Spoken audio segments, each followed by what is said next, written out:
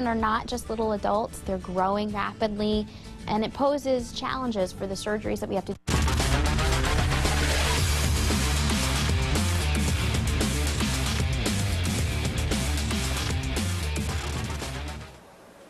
Live each day as if it was a Saturday night, and what better way to spend it than a rivalry game against the Rochester Americans, wearing those beautiful black sweaters.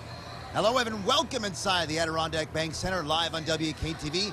Jason Shai in the broadcast booth. Happy to be joined by the head coach of Utica University. Welcome back, Gary Heenan. It's been a while, but boy, am I pumped to be back with you, Shai. Indeed. Well, winning isn't always punctual, Gary, but eventually it shows up. The Comets lost their last 5 games, but they think tonight's the night they'll break the spell and get back in the win column. Yeah, I mean, outside of Syracuse, Rochester's the biggest rivalry. You got 2 teams struggling along, trying to find their way. You love to be at home. You love to be at home. The home crowd's got to get this team going tonight. Well, one guy that's going to have to get going as well is Akira Schmidt. Coming in last night, getting his first AHL action in quite some time, looking to get some confidence back. Yeah, I mean, it's one of those things where you've been in the National Hockey League all year, you get back down to the AHL, and how are you going to handle that? Mentally, that's very hard on a young goaltender. And last night, trying to find his way, you know, the travel, getting back into Utica, are you disappointed? Of course you are. So here he goes. He struggled last night a little bit, made some big ones when he needed to, like that one there. But coming out tonight, they're looking for bigger things and better things from him tonight. Look for him to rebound. No doubt about it. When we talk about the rivalry game, let's talk about Rochester. 2-7-0-1 in their last 10 games. They've lost their last 2. Their head coach is filling in the National Hockey League tonight for Buffalo, that being Seth Appert. They're not exactly world beaters either. They have something to prove as well. Yeah, it's 2 teams, very similar records. Both have been hot, both have been cold, trying to find their way. Does it make a difference that their head coach is in here? Of course it does. So 2 assistants step in, they're calling the lines, they're calling the line matchups, they're calling the special teams. It'll be interesting to see how they adapt. I think they're ripe for the picking. Let's go to your Dr. Q's heads-up hockey key to the game tonight for Utica. How do they get 2 points finally? Yeah, we mentioned it. It's 2 teams struggling. You've got the home ice. You want to play a north game. Let's simplify things. Let's put it in. Let's forecheck. Let's be really heavy, play hard to play against, and limit the special team opportunities. It'll be a sold-out crowd. It'll be a loud crowd here tonight with Rock in the Rink. We can't wait to drop the puck against the Rochester Americans, the top affiliate of the Buffalo Sabres. We'll go down to ice level for the national anthem, then the puck drop right here on WKTV.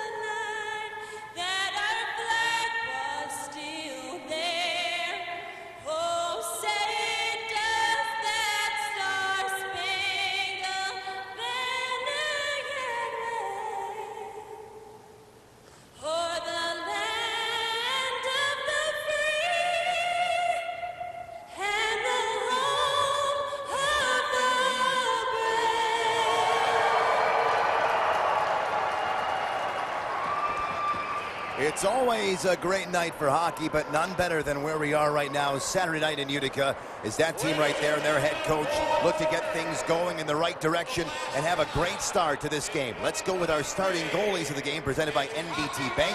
Don't just get a great team, get one of the best. On the right of your screen is Mr. Akira Schmid. 30 saves last night in the loss against Providence in his return to Utica since April 8th of 2023 last season against Rochester. And there's two-time Calder Cup champion Dustin Tokarski, the longtime veteran American Hockey League goaltender. And, well, he's a veteran unfazed by much and has won a World Junior Championship gold medal for Canada back in the day. Yeah, it's unbelievable. I feel like I'm a young kid looking next to Tokarski. I mean, that guy just never seems to go away. But love seeing the black jerseys. It's a packed house here in Utica. It should be a fun night, Shai. Our starting lineup of the game brought to you by Don's Ford. Over 400 pre-owned vehicles in stock. And the Comets begin with Santeri Hatakka. Defense, Cal Foote is with them. Ryan Schmelzer, the captain out there. He's got Chase Stillman with him. His brother's playing on the other side. Riley Stillman, both wearing number 61, and Shane Bowers. And that's the lineup to begin as Akira Schmid watches the play develop in the blue line. Metsa on the right wing side. The defenseman sends it. Now turning on the near boards is Tyson Jost. It'll be a penalty against the Comets coming up early on. Jost will turn, dish to the point. Metsa sends it across to the left wing. Now to the right wing it goes, and it's going to be played out to center ice. So an empty net to our left as Tokarski's on the bench to start the game pretty much. The delay continues. Now Rushek, then for Jost. He'll walk it down before it's finally touched by the Comets, and a stop and play, and the Comets are going to the Mohawk Valley Materials penalty kill. Yeah, this is exactly what you don't want to do. And Rochester kind of took our advice, Shai, and they go north. They dump it in, put the forecheck on, get possession, and a really bad holding call to start this game puts them on the power play. And hopefully one of the better PKs in the American Hockey League. The Comets come through here because you don't want to start this game down one early. The very best PK, 87.2% efficiency, and the 6th best power play for the Rochester Americans. But keep in mind, Yuri Kulik, who's of course a member of this Risers team, is overplaying in the World Junior Championships in Gothenburg, Sweden. Yeah, I think it's their hot hand, and to have him over there, I watched him take 2 penalty shots yesterday over there. So a little lucky break for the Comets that he's missing on this power play. Picked up by Rushek on the left wing side. Weissbach firing, saved by Schmid, kicked out a rebound, but it's cleared all the way down the ice. Nice play by Dowling, and Schmid is tested once and comes up with it. Tokarski's in his skates. He doesn't know where, and he kicked it back. That's pretty good. I mean, that's a guy who looks like he's 40 years old right there. Brett Murray now. Murray trying to cut to the middle. It came free, and it rolls back to center ice. You know, I don't like Schmid's rebound there off the start. Now, you know, he's in his head a little bit. His save percentage last night, pretty ugly. They're looking for him to respond, but a little bit of a gross rebound on his first shot tonight. The entry in the power play. Now on the right side, there's Murray. Isak Roseyan looking for it. Murray spinning around. It's loose, and it's cleared again. Nothing going on the power play for the Amherst as Tokarski holds on again. He'll indirectly play this one to the near side. Jost. 442 NHL games played to his credit. Kisakov will leave it. Metsa to the left wing side. Here's a shot. Schmid made the save. Didn't know where the rebound was. It's still free. Picked up on that far wall. Rochester working the puck back to the blue line. Metsa will dish. They'll wait. Now they throw it back to the blue line. And the left wing now back to Metsa up top. In the slot, the backhander. Schmid may have got a piece as Michael Mersch will come away. From his skate to his stick, the attempt was made by Bryson, but it's cleared yet again down the ice. And Schmid did. He got a piece of that off his shoulder. It was a very sound positional save. Good for him. He should get confidence off that one. Kisakov, then Jost. He'll maneuver in. Power play over in 15 seconds. Shot goes wide of Schmid and ricochets back to center ice as Metsa will catch up to it. 4 years at Quinnipiac. NCAA championship in 2023 for that man. He'll look up the ice. Now he'll play to the right wing side of Jeremy Davies. Davies originally drafted by New Jersey in the 7th round back in 2016. The Comets now back to 5-on-5 hockey. Hatakka trying to chase it down. Tokarski comes out and swept it away. And now it's sent to center ice. The Amherst are moving again from left to right. Sent in by Giroux. In the near corner it goes. There's Cal Foote. They'll scrape it off the kick plate. Cederqvist trying to steal it back to the blue line. It's held. No, it's not. Unable to hold is Davies, and it's back inside Rochester territory. Big turnover there by Foot, big man back there. He's got to control that dump and make a play. Regathered Xavier Perron. They can't get it out. Kozak, then a shot was taken as Giroux just missed it.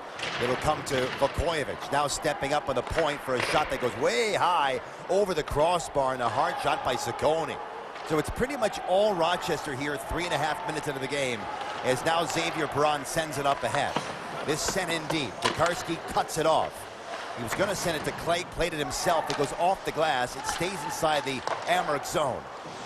Clague will take a look again on the left wing side. Spins away from the forecheck. And open Ciccone takes the puck. Ciccone took the hit, sends back to his D partner, and Sam LeBerge hard of the forecheck. Held onto by Rushek. Lateral pass. Now he'll get the return feed. Stepping in the Amerks down the near side. Weissbach centered. That bouncing puck swatted out of the air. And a good hand-eye coordination play by Masul. Dumped out to center ice. Riley Stillman with a long reach. No question at all, we'd see Corey Stillman in the building tonight. Of course, watching both his boys play. As it goes back to Vukojevic, he'll pitchfork a backhander with 15:35 left in the first period, 0-0. Only one shot right now on goal was Rochester, and the Comets yet to put one on net, maybe here. Here's Chase Stillman. Now they wrap it. It comes back between the circles, and good positioning by the Amerks in their D zone. Now wide on the left wing side is Jost. Backhander stolen by Bowers. Bowers taking a look and now galloping to the neutral zone. Reacquired this time Schmelzer. They rule it on the offside, and we'll take a look at our injuries and scratches. Brought to you by Mohawk Valley Health Systems. And there you see the players not playing in tonight's game. I think only one change from last night, I believe, up front. Brian Hallinan makes his return. Timur Ibragimov steps out of the lineup. It'll be great to see Hallinan back on the ice for the Utica Comets. And out all year, correct me if I'm wrong, with an injury. So great to see him back. Big, heavy forward, something they could use.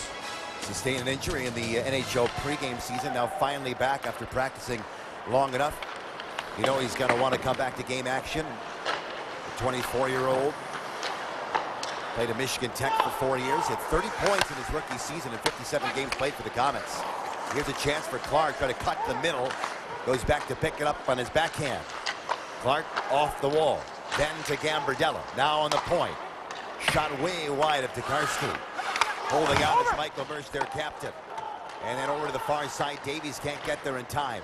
It's situated in the far corner by the Comets. And now scooped up by Gambardella, but then wrestled free by Kozak. Kozak will move to center ice. He'll get the red line. And then dumped in by Mersch in the glove of Schmidt, who will play it himself. He'll throw a backhand to the far wall. And now it's going to be held onto by Gambardella. Then Dowling, now Gambardella. Comets moving in. Graham Clarke, nice pass. Moving in, shot, score!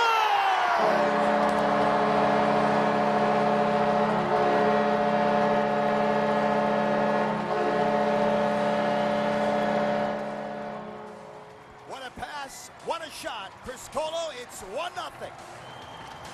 Yeah, coming off the bench, it's a change with a delay and a great stop up by Clarke. Amerks lost on the weak side. Everybody caught looking at the puck, and just an unbelievable cross-ice pass to a latecomer off the bench, and he makes no mistake about it. A beautiful finish, and that's why he's near the top of the scoring leaders for our home team. First goal of the game brought to you by First Source Federal Credit Union. Graham Clarke, beautiful vision. Kyle Criscuolo finishes that one off the bar and in. His sixth of the season, scored by number 50. Tom Coyne now just sixth of the season for Kyle Criscuolo. Primary assist for Graham Clarke. Well, an early start to the game, that's how Rochester really bring the fire towards the Comets, but that's all erased now with the first goal of the game by Utica. Yeah, it was a 5-minute real press by Rochester, and really the only zone entry the Comets have, and they capitalize. Going after it now on the far side, Jacob Bryson. Buffalo fourth rounder in 2017, 173 games played in the National Hockey League. This will go down to Schmidt. They'll send that puck to Masul. Backhander to Perron, didn't get out.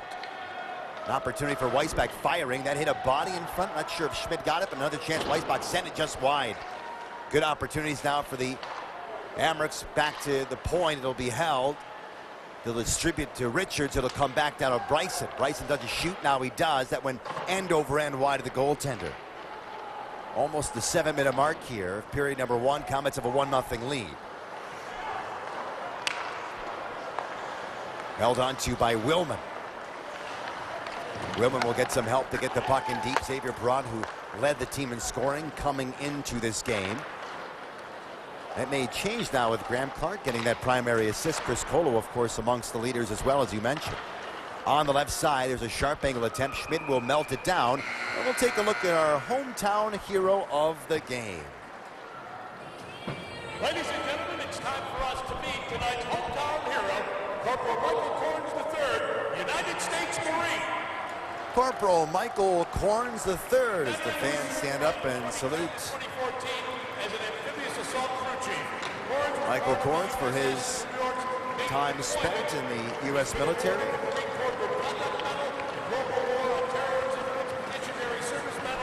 Always great, Gary, to have these guys come out and fans. Both benches stand and salute.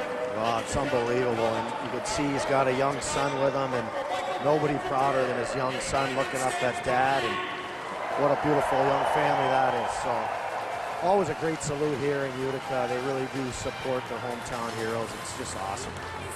Great stuff indeed. Well, the Comets have a 1-0 lead thanks to a veteran, Kyle Criscuolo. Nice play by him down the right side, taking that pass and then going off the bar. And nothing Deckard can do on something like that, right?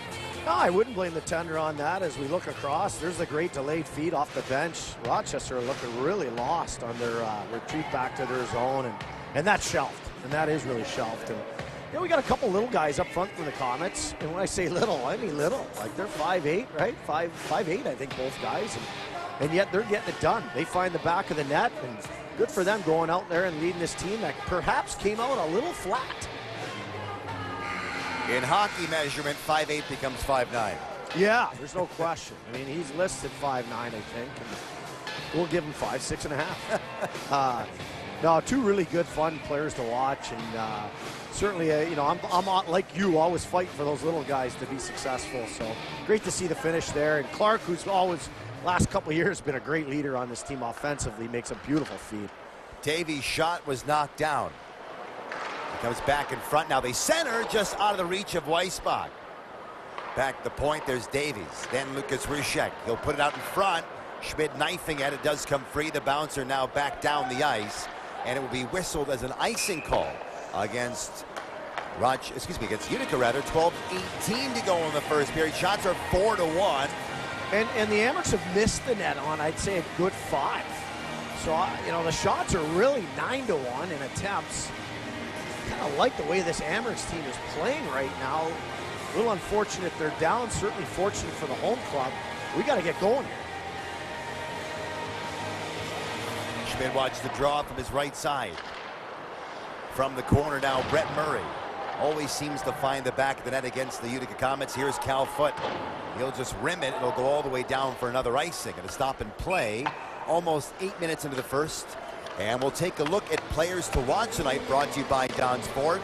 Xavier Perron led the team in scoring coming tonight, had a 3-game point streak going for him. And there's Lucas Rushek, who's been a force already in this game, and a 5-game point streak, as you can see. Yeah, Xavier's one of the guys we were just talking about. Not a big man by any means, but certainly plays big. You know, the Comets are winning draws, and they've got to make a quicker play to exit that zone. So back-to-back icings might have a little bit of a gas group. The Amherst going to take advantage of a line change off the no-change icing. Cal Foote will grab hold of it, and he'll chip to center. It's gloved down by Clague. Playing it indirectly down to their side. There's Murray to shovel it in. 4th rounder in 26, Murray playing Penn State hockey. How many pros make it out of Penn State? As Stillman rifled it wide. Yeah, they're one of the newer programs, Division I, and actually a couple real good friends of mine coaching that shy. A couple of my former assistants there. But your former assistants are littered across the hockey world, aren't they? They seem to be around, but it's great to see Penn State guys arriving at the pro levels, no question. Jost, nice pass. Murray coming in. Murray will send it around the boards. Now it's Michael Mersch. Michael Mersch, a former Calder Cup champion, winning it in this building against the Utica Comets in 2015. Probably won't meet a better leader than Mersch in the American Hockey League. This bounces all the way to Deckard, and he'll have to take this and hold on to it, which means Rochester can't change, and they won't allow him to change because it was shot from the other side of the red line. But now we'll take a look at, let's see here. Yes, we will. Utica Coffee, committed to supporting the community, will donate 1 pound of coffee to the Food Bank of Central New York for every goal scored at home this season. Right now, we're at 42 pounds of coffee. Utica Coffee, the official coffee of the Utica Comets. So one of these experimental rules, right, Shai, that they're trying out and the NHL's watching this to say, hey, is there any real effect on doing it? Certainly not a rule we're doing in the college game, but we also pay attention to this. And Rules Committee will determine whether it's a good one or not. Any thoughts so far? Well, my point is, I don't know how Cederqvist could have played it, and he's being penalized, and his team is, because what's he going to do? Throw it back into the forecheck? I don't know what you're supposed to do there. I don't love it. So maybe it becomes more subjective, then it just becomes silly at that point. Here's Gambardella centering it, swatted away, good stick by Kozak. The battle rages on for the puck in the far corner. The Comets win it, back to the blue line. Now in the half ball, Gambardella. Wotherspoon waits, fires, and a save by Cederqvist off the right arm. Good shift here for Utica. Good puck pursuit. It's on the line, held into by Russo. The long shot goes wide of Cederqvist. And now with 10:27 left, we have a penalty in the play here. And neither goalie moved. Not quite sure the infraction is. I think it's going against Rochester. Yeah, and that's usually the way it goes. You get a heavy shift, right? They don't get the change. You get the possession game going, and teams have a force to react as they're a little gassed. And so here we go. We get a chance to really turn this game and seize it. Utica's power play has goals in 3 consecutive games. Although ranked at the bottom of the AHL in terms of efficiency, their power play is really good right now. They're simplifying getting pucks on net, and they're playing against the last place PK in the AHL. 74.3% for the PK. That's not anywhere near good enough. You know, and that adds up to just losses, period. You know, just period losses if you're at 74% penalty kill. Let's see if we can take advantage of that. They'll try to win this face-off left to Cederqvist. Now they do win it back cleanly. Wotherspoon to the right side. Xavier Perron down low, gets it back. Wotherspoon calling for it. He's got it. Dowling on the roll for Wotherspoon. Wrister, save Cederqvist, rebound, shot, save Cederqvist again, may have grazed the post. Comes free to Xavier Perron.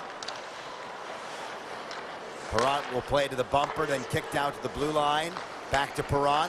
He'll center, Dowling driving the goal and just missing that one. Moving in on that weak side, Dowling almost got that one on his stick. It's cleared out to center ice. Wotherspoon holding on now. Gallops over the red line, he'll step in. Getting some time with the man advantage is Wotherspoon. Gonna dig it free, send around the dasher. It'll come to that far corner now in Perron. Perron playing it back the blue line, backhand of forehand, picked up by Wotherspoon. And now it's held on to by Dowling, looking for an option. Dowling waiting.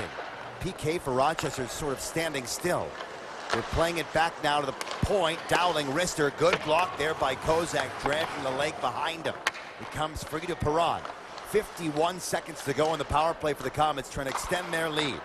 Dowling controls to Wotherspoon, to Perron, firing, and that went wide. Stepping up as Wotherspoon can't hold it in. Shorthanded opportunity for Kozak, busting through Kozak, and they're gonna call a penalty here. What's it gonna be? It'll be a holding penalty against Utica, and I believe Wotherspoon is the guilty party. Yeah, out there for a long shift. He's a minute and a half into that shift. They get a little break on the clear, and he's just kind of gassed on his turn as he pushes it through the middle here. Reaches out, free hand, and that's just a textbook holding call. Close to a penalty shot there. He kind of took away from his... Maybe it should have been a penalty shot. He didn't get a scoring opportunity. I didn't mind the PP. You know, you miss the net, and that's what costs you, of course. But the high tip early with Criscuolo in the slot there, I really liked that play.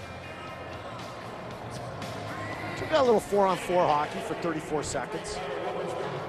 This is where skill really comes to fore. Here's Clague walking in with room. Wrister saves Schmidt. Rebound! And it goes wide. A little loose there. A little loose again. Not shooting to score there. Certainly shooting for a second shot opportunity. And there was one. And just 10 left on this 4-on-4 before our Comets will be shorthanded. And out comes a PK guy on the change, knowing that. Hatakka, Wrister, blocked. Rochester with speed now, one-on-one, moving in. Roseanne on his backhand, saved by Schmidt. He'll take the whistle with 8:21 left. That is now the 8th shot on goal for Rochester. As the Comets have a 1-0 lead. Yeah, certainly 8's not going to be to the liking of the Comets staff. And as I've mentioned, they've missed the net several times. But that's right there, shooting for the stick on the backside. He's not trying to score on the primary, trying to create some fracas in front of that net, and it was close to happening. Key face-off here. Schmidt watching from his left side. Bouncing puck, now give it away nearly to Bowers. He could have been all alone moving down the ice, shorthanded. This face-off pick by the offensive team, letting both wings just go flying through on their D. Weissbach, Buffalo's 7th rounder in 2017. University of Wisconsin, he'll dish it. Byro, and then Roseanne swing and a miss, tries to locate the puck. Now it's in the corner, and here's Brett Murray. Going back for Weissbach, he missed it. Good job by Bowers to muscle it out, and scooping it up, here's Rushek. Right atop the logo at center ice, trying to stick handle in. Thomas do a good job of putting up a wall on the blue line, not allowing the clean entry, and forcing the Amherst offside. That was a great play by the PK there. They see a forward up top having to play a puck with his backhand off the wall. So they pressure that, they jump that, they make sure they get the exit, and out it comes. Right here's what we're talking about. There's the backhand play. Out that puck comes. So just 42 left on this PK. And they've managed this so far very well. There's a good face-off win. Did you notice a difference in the PK, the method of the PK by Rochester and what we see from Utica on the PK? Yeah, so you're seeing actually the PK from Utica really pressure the flanks, where Rochester's sitting inside and just making sure they're taking away the middle of the ice. Well, you're going to see Rochester here try and expose that middle of the ice as the Comets are outside. Right here to the middle. Rister goes wide of Schmidt, and that net came off. It's Murray's. Is there a more advantageous one in your opinion, or is it just a different kind of strategy? Yeah, I think it's a philosophy, and I think the Amherst have done their homework. They're expecting that pressure. In their first power play attempt to start the game, they did hit that middleman several times. They're expecting that to be open. And vice versa, the Comets are expecting some backhand handles on those flanks, and so they're pressuring those. But that's what it's going to come down to. If they can make a middle play, you're really in trouble. If they can force it and keep that puck on the walls because of pressure, you'll be successful in your PK. How important is it to use the bumper on the power play?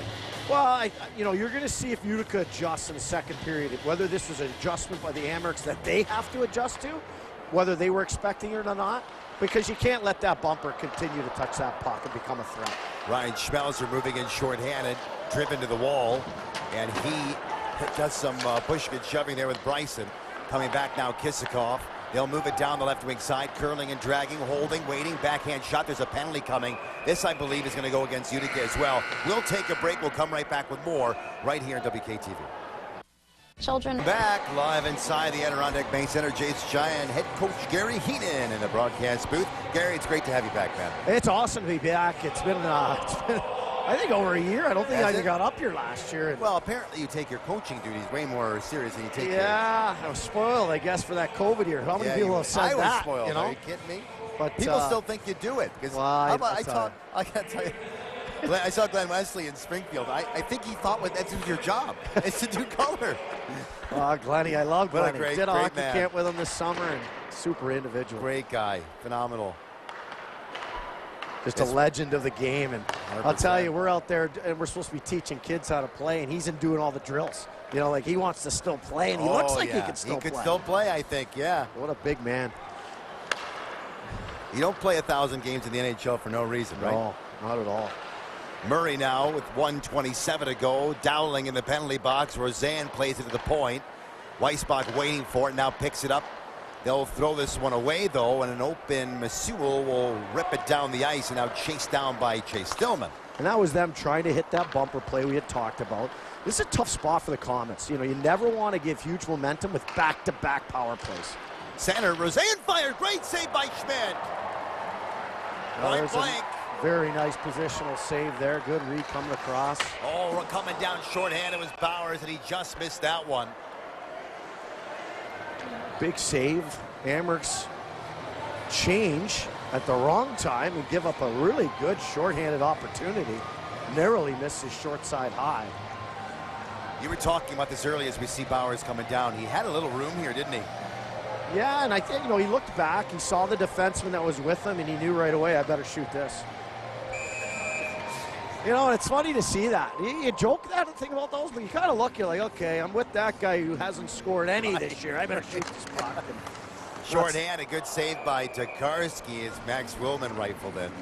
Not to say that was the case, but, Jost for them, what a peculiar case this is. He's played like the last 3-4 years in the National Hockey League. First rounder of Colorado back in 2016, 10th overall. Plays his first AHL game in those 4 or 5 years last night. Gets 1-1. Right. 2 points. So he's a player to watch tonight. He looks energized, actually. Some guys come down and mope, but he seems to be into it. The only way to get back in the NHL is to have a good time in the American League. The shot goes whistling wide to the short side, and now back to center ice, and there's Zach Metsa. Kisakov. Second year in North America for him. Friends with one of your players, Vladislav. Kisakov playing it back to the point. Metsa waiting. Rister goes wide to the deflection. They try to throw it back in front, and then a shot never got through. Diving is Michael Mersch. They'll play it back to the blue line. Held into. Now waiting, holding, shooting, save Schmidt. And the Emirates, so only 3 seconds left on their man advantage, and a deficit for them. The Comets are up 1-0. There's definitely a concerted effort to have net front traffic in front of this big tender for the Comets, Schmidt. I mean, he is a monster of a man. And every single time they've got possession, whether it's PP or 5-on-5, you're seeing a designated Rochester player square in front of this kid. So they know that, hey, this is a guy who's played a lot in the National Hockey League. It's going to take something to beat him tonight. You don't realize how big Akira Schmidt is. He walks down the hole in his gear. He's 6'5" and without his skates on. Yeah, he looks enormous in the net. He really does. He's filled out a bit. He's about 205 pounds now. When he first started his pro career, rather slight. But not easy to go from the USHL to the American League to the NHL in one single year. Well, a year before that in the North American Hockey League, Tier 2. Yeah. Richards, nice pass. Giroux on the left side. So Terry Hatakka watching him. Now he'll exchange for a long shot stopped by Schmidt. And as you were saying it, Cederqvist is standing right in front of Akira Schmidt. Yeah, they've got a dead. He's not active in a cycle. It's not a 5-man cycle or a 3-forward-man cycle. They have a guy positioned net front, almost seemingly out of position. Dowling coming in. Dowling firing. That goes off the skates in front of Deckard. And the scramble now it's held on to by Rochester's defense. A little bouncing puck there, but this remains a Rochester heavy period. Now they have had 3 power plays to take advantage of, and they haven't. Ushek sent that one wide. They'll get it back from Byro. Regathered by Robbie Russo. Russo holds on, sends to Joe Gambardella. And right to the stick of the oncoming Daniel Masul. Masul away. Long shot goes off the stick and out of play with 3:32 to go in the first period. I think Masul's one of those kids that's coming along. He's certainly a big body with good reach.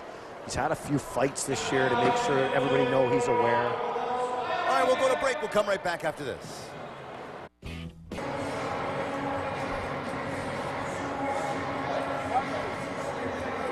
Up 1-0 on WKTV. Jason Shai, Gary Heaton in the broadcast booth. Goal scored by Kyle Criscuolo from Graham Clarke. Joe Gambardella. Oh, sorry, Joe. Somebody said sorry, Joe. Not quite sure who that was. That was a linesman, actually. Okay. Got in the way of his clear. Here's Gambardella's attempt. That was blocked. Now a wrister and kicked away by Deckard off his toe. Clarke looks to distribute. He does to Gambardella. Coming off the wall, we'll play to the blue line. To Gambardella again. Now the backhand for Dowling, too far out of his reach, and the Amerks will try to move this out from the near corner. Taking a look is Damian Giroux. He'll send a backhander off a skate. He'll get it right back himself and now throw it for Riley Stillman. Chase's older brother holds on, the 25-year-old from Peterborough, Ontario. Moving in is Tyson Jost to wait. Jost rather playing at the far side. No shot there. It'll be Brett Murray with a long reach. The other way it goes, and here come the Comets now with 2:35 to go in the first. Driven in wide of Deckard. Metsa. Out by way of Bryson, but they don't get the puck. Now they do. Roseanne, but he just gave it away. Turning with it is Xavier Perrot. Stick handling in. Waiting for support to come. It'll be Kyle Criscuolo. Shouldered by Metsa. Now it's Chase Stillman. And Vukovic is pinching all the way from the point to the goal line. No one covering for him yet. Now he'll get back to his normal defensive posture. Here come the Amerks now moving left to right. They'll get the red line. Stepping in Murray, firing a shot. That goes end over end wide of Akira Schmidt. Under 2 minutes left to go here in the first period. Roseanne sent it in front. There was no one there except the black sweater. And that belonged to Michael Vukovic. Now Xavier Perrot to center ice. Here's Bowers. Busting through. Bowers firing and a save by Deckard. And they're going to call a penalty on the play here. Yeah, it was the backside. Vukovic gets high sticked. He's trying to show the ref that he's cut. They're going to have a discussion. And it looks like it's going to be a 4-minute. 4? Is he going 5? How many fingers does he have up there? I can't tell. And it was the backside official that called that. There was one close to the play. He's got 4. So it's a 4-minute power play. And what an opportunity this is with just a minute 43 left in the first period. A period that's been very average.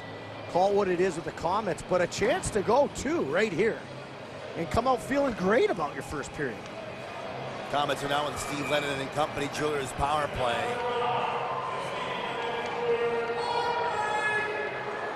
They can make a real statement here with a power play goal. Let's see what they can do. Ciccone can't get it out. Calfoot. Gambardella. Calfoot calling for it again. Does come loose. Brandon Byro's backhander out to center ice. 80 seconds left to go in the first period, up 1-0. Around the boards. There's Foot again. Cutting in the middle was Clarke, but the puck came free. Richard shorthanded, curls and drags, shot that one wide. It does not stay in. It's hammered back around the board. Schmidt will stop it for a moment. There's Robbie Russo. You hear the call for last minute of play in the first period. It will carry over into the second, almost assuredly, even if they score a goal here in the next 50 seconds. Dowling with speed. Can't dance around the defense. Gets back out to center ice. Well, the Comets are struggling with PP entry here. They elected with 2 rims. They didn't win the walls. Now they're trying to pull up. And finally, they get that entry. Wotherspoon, Perrot to Wotherspoon. 30 seconds left. Wrist shot goes wide of Tokarski. Dowling, Wotherspoon, Perrot. He's got time. Shoots. That missed on the short side. 20 seconds to go in the period. Dowling again. Fans want a shot. Wotherspoon may. He'll dish. Perrot holds for the seam cut off, and that'll be cleared. And that'll probably do it for the period here with only 9 seconds to go. Moving the puck well, but not on net. 5 seconds left. This will be an icing call, and that will pretty much do it for the period indeed. A great story with 4.2 seconds left by the Providence staff that was in. I was lucky enough to have lunch with them yesterday alongside Sean Wyman. And they said that, who's the greatest AHL coach? He was the head coach for 25 years. Sommer. He pulled his goalie with 4-2 left in a playoff game, and they ended up scoring. Not the team with the goalie pulled. They went D to D and down the ice. There was still 1.6 seconds left. Oh, and they lost the game 1-0. Heard that story yesterday. So there you go. Don't pull your goalies with 4 seconds When left. you coach that many games, I guess things happen, yeah, right? That's a good point. We'll come right back with a live intermission breakdown and interview with Brian Eklund, goalie coach, after this. Goaltending is always a big point of topic conversation, and as New Jersey Devils move forward, the Utica Comets season moves forward, we've seen some different goalies along the way. I guess we'll just start with each one individually. One guy we saw come back after a surgery is Nico Dawes, and his first game back, second game back, it looked like he was in mid-season form. What do you attribute to his great play? Hard work. I mean, he's had a great amount of coaching from the strength coach, from medical that's here. They've done a great job of getting him back. I mean, the surgeon was amazing in what he did for his work, that he was able to come back and be like this 2 to 3 weeks prior to when we were expecting him to be back was impressive. He's worked extremely hard to get back to there. He's a dedicated kid that really is pushing himself. So it's one of those things that you see a lot of positive things that are happening right now for him, and I'm really proud of him. Excellent stuff from Nico Dawes. We turn to another kid, Isaac Poulter. I think a real feel-good story for the Comets. A kid who came in with, I don't know if the expectations were there, probably on himself, and he's had a superb start to his AHL season this year. A kid that we root for. Easy to root for him. Yes. No, I mean, he's a kid that he's infectious. He's got a big smile on his face. He loves being here. He loves working hard. He's a kid that's getting better on a daily basis. There's still a lot of parts to his game that we're still working on, but at the same time you see so much growth in him and you get excited to see what he could be because he's had this meteoric rise over the past like 12 months. When you come in, you're probably surrounding yourself by guys like Nico Dawes, and you're up in the NHL, Vitek Vanacek, but he didn't seem to be overwhelmed by it. In fact, he seemed to absorb all the good qualities and use it in his game. He is. I mean, he's a sponge. You see him in video sessions and the way he's asking questions, and he has opinions of his own, and he understands his game, but he also understands like what he wants to pick up from different guys. I mean, when he's around Nico, he's around Akira. Like at the end of last year, him being around when Akira and Nico were both here, gave him an opportunity to see different things and to be able to talk and ask questions. So, I mean, his growth has been amazing. Just watching how hard he's worked at it and the fact that he's willing to just kind of open up to different ideas has been fantastic. Let's go to Eric Källgren. Started off the year a little bumpy, then ended up getting injured. He's trying to find his way back. It looks like he's en route to doing that. What have you seen from him this season? He's a kid that is gaining confidence. I mean, we're asking him to make slight changes to his game in order to make him more effective. And I mean, it's one of those things that's going to take time, and it's gaining confidence within those things. So it's coming with time. He's definitely trending in the right direction. And right before he got hurt, you could see like the fruits of where he was coming from. It's like you see the work that he's putting in and what it was kind of turning into. So it was exciting to see that. But then when he got hurt, it was obviously a tough time. So it's now building that confidence back up and getting back to where we were. I've only left you about 20 seconds to talk about Akira Schmidt, though. Yep. Just talk about him. It's great to have him back here, but obviously coming back here to get some confidence as well. It is. I mean, he's a kid that has a lot of talent, and we've seen it here at this level. We've seen it at the NHL level. It's him getting back and making sure that while he's down here, that his details are strong, and that all the things that we've worked on over this time is going to continue that way. It's a matter of details with him and pace at which he wants to play at and building that confidence back up. Brian Eklund, Goaltending Factory, continues to produce great talent. Thanks for doing this, and best luck the rest of the way. Thanks a lot. Appreciate it. Years ago, my mother had a... What's your thoughts on the first period? Yeah, a fortuitous lead for the Comets. Came out a little flat. I thought the Amherst came out with jump, dominated the first 5 minutes. We get the fortunate goal, and we ended the period well. You draw the 4-minute couple minors there, so you ended on a good note, but looking for a little more jump coming out in the second period. Let's look at some stats here through 20 minutes of play. You can see the shots on goal in favor of Rochester, 0 for 2 in the power play, but one, of course, is carrying over, as you said, now when we begin the second period. Well, the first goal of the game, Kyle Criscuolo takes a beautiful pass and buries it. Yeah, unbelievable feed by Clarke. He's going to come into the zone here, and he's going to pull up right here, and off the backside on a change. Here he comes in, streaking down the weak side, loses the Rochester defenders, and he makes no mistake about it. Just a beautiful finish. Just an unreal goal, and good timing on that goal. It really changed the momentum. It certainly did, and the Comets would have another chance at the man advantage, and they had a couple different looks, as you were talking about here, in an attempt by Criscuolo on a tip shot. Yeah, a guy coming outside the blue line. He's going to go north, right down here, downhill, and he's looking for this high tip through the middle of the ice, right there. And so a high tip in the slot, really hard for a goaltender to adjust to that. And that's by design. So good on the Comets. Look for them to continue that. Phenomenal look by the guys in the truck there. We move on to Rochester's chance on the right wing side. And here you talked about them playing a rebound off of Schmidt, looking for something. Yeah, oftentimes you know you're not going to score one-on-one here. So you're looking for that backside stick, or you're looking to go off the goalie's pillow there to create a rebound. And you just see more and more of that at all levels of hockey. So as the period wore on, Schmidt looked, to me anyways, more comfortable. He made a massive save, and then it almost created a shorthanded goal the other way. Yeah, as we mentioned, a couple rebounds we didn't love, but right here, just a tremendous save. And then the counterattack. Let's go. Everybody jumps in. coming up the ice. And you can see him look to the net. He's got a guy with him, but he sees that high short side, narrowly misses it. A good counterattack by the Comets. Well, we talked about Bowers there. Let's talk about him again here because he had a breakaway again in the period, and it drew a penalty at the end. Yes, you see the penalty down here, but we bust through here the ice. Good breakaway through both guys. Gets a stick on the shoulder there to draw the penalty. Capitalize on those the next time you get one. So as the Comets move here into the second period and they carried over some momentum, hopefully, what do you want them to do in the middle frame to keep the ball rolling? Well, I think that the larger discussion in the room will be on the power play and what they saw in the PK to take advantage of this quick power play and go up 2 to start this period. But overall, just a little flat. Let's play a little north. Let's get in. Let's establish a forecheck.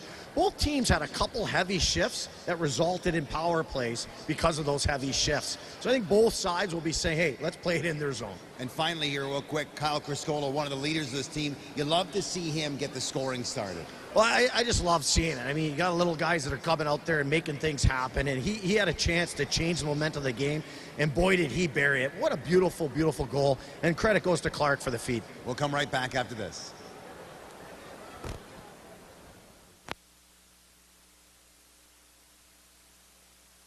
My name is... There you see the sold-out Adirondack Bank Center. It's always a great atmosphere in the building. You're not up there playing pinball anyways. Yeah, I mean, the suites have picked it up a notch here. I mean, the Master Vito suite, guys are playing ping pong and pinball and Pac-Man. There's Parms, look at him. What a good-looking kid he is.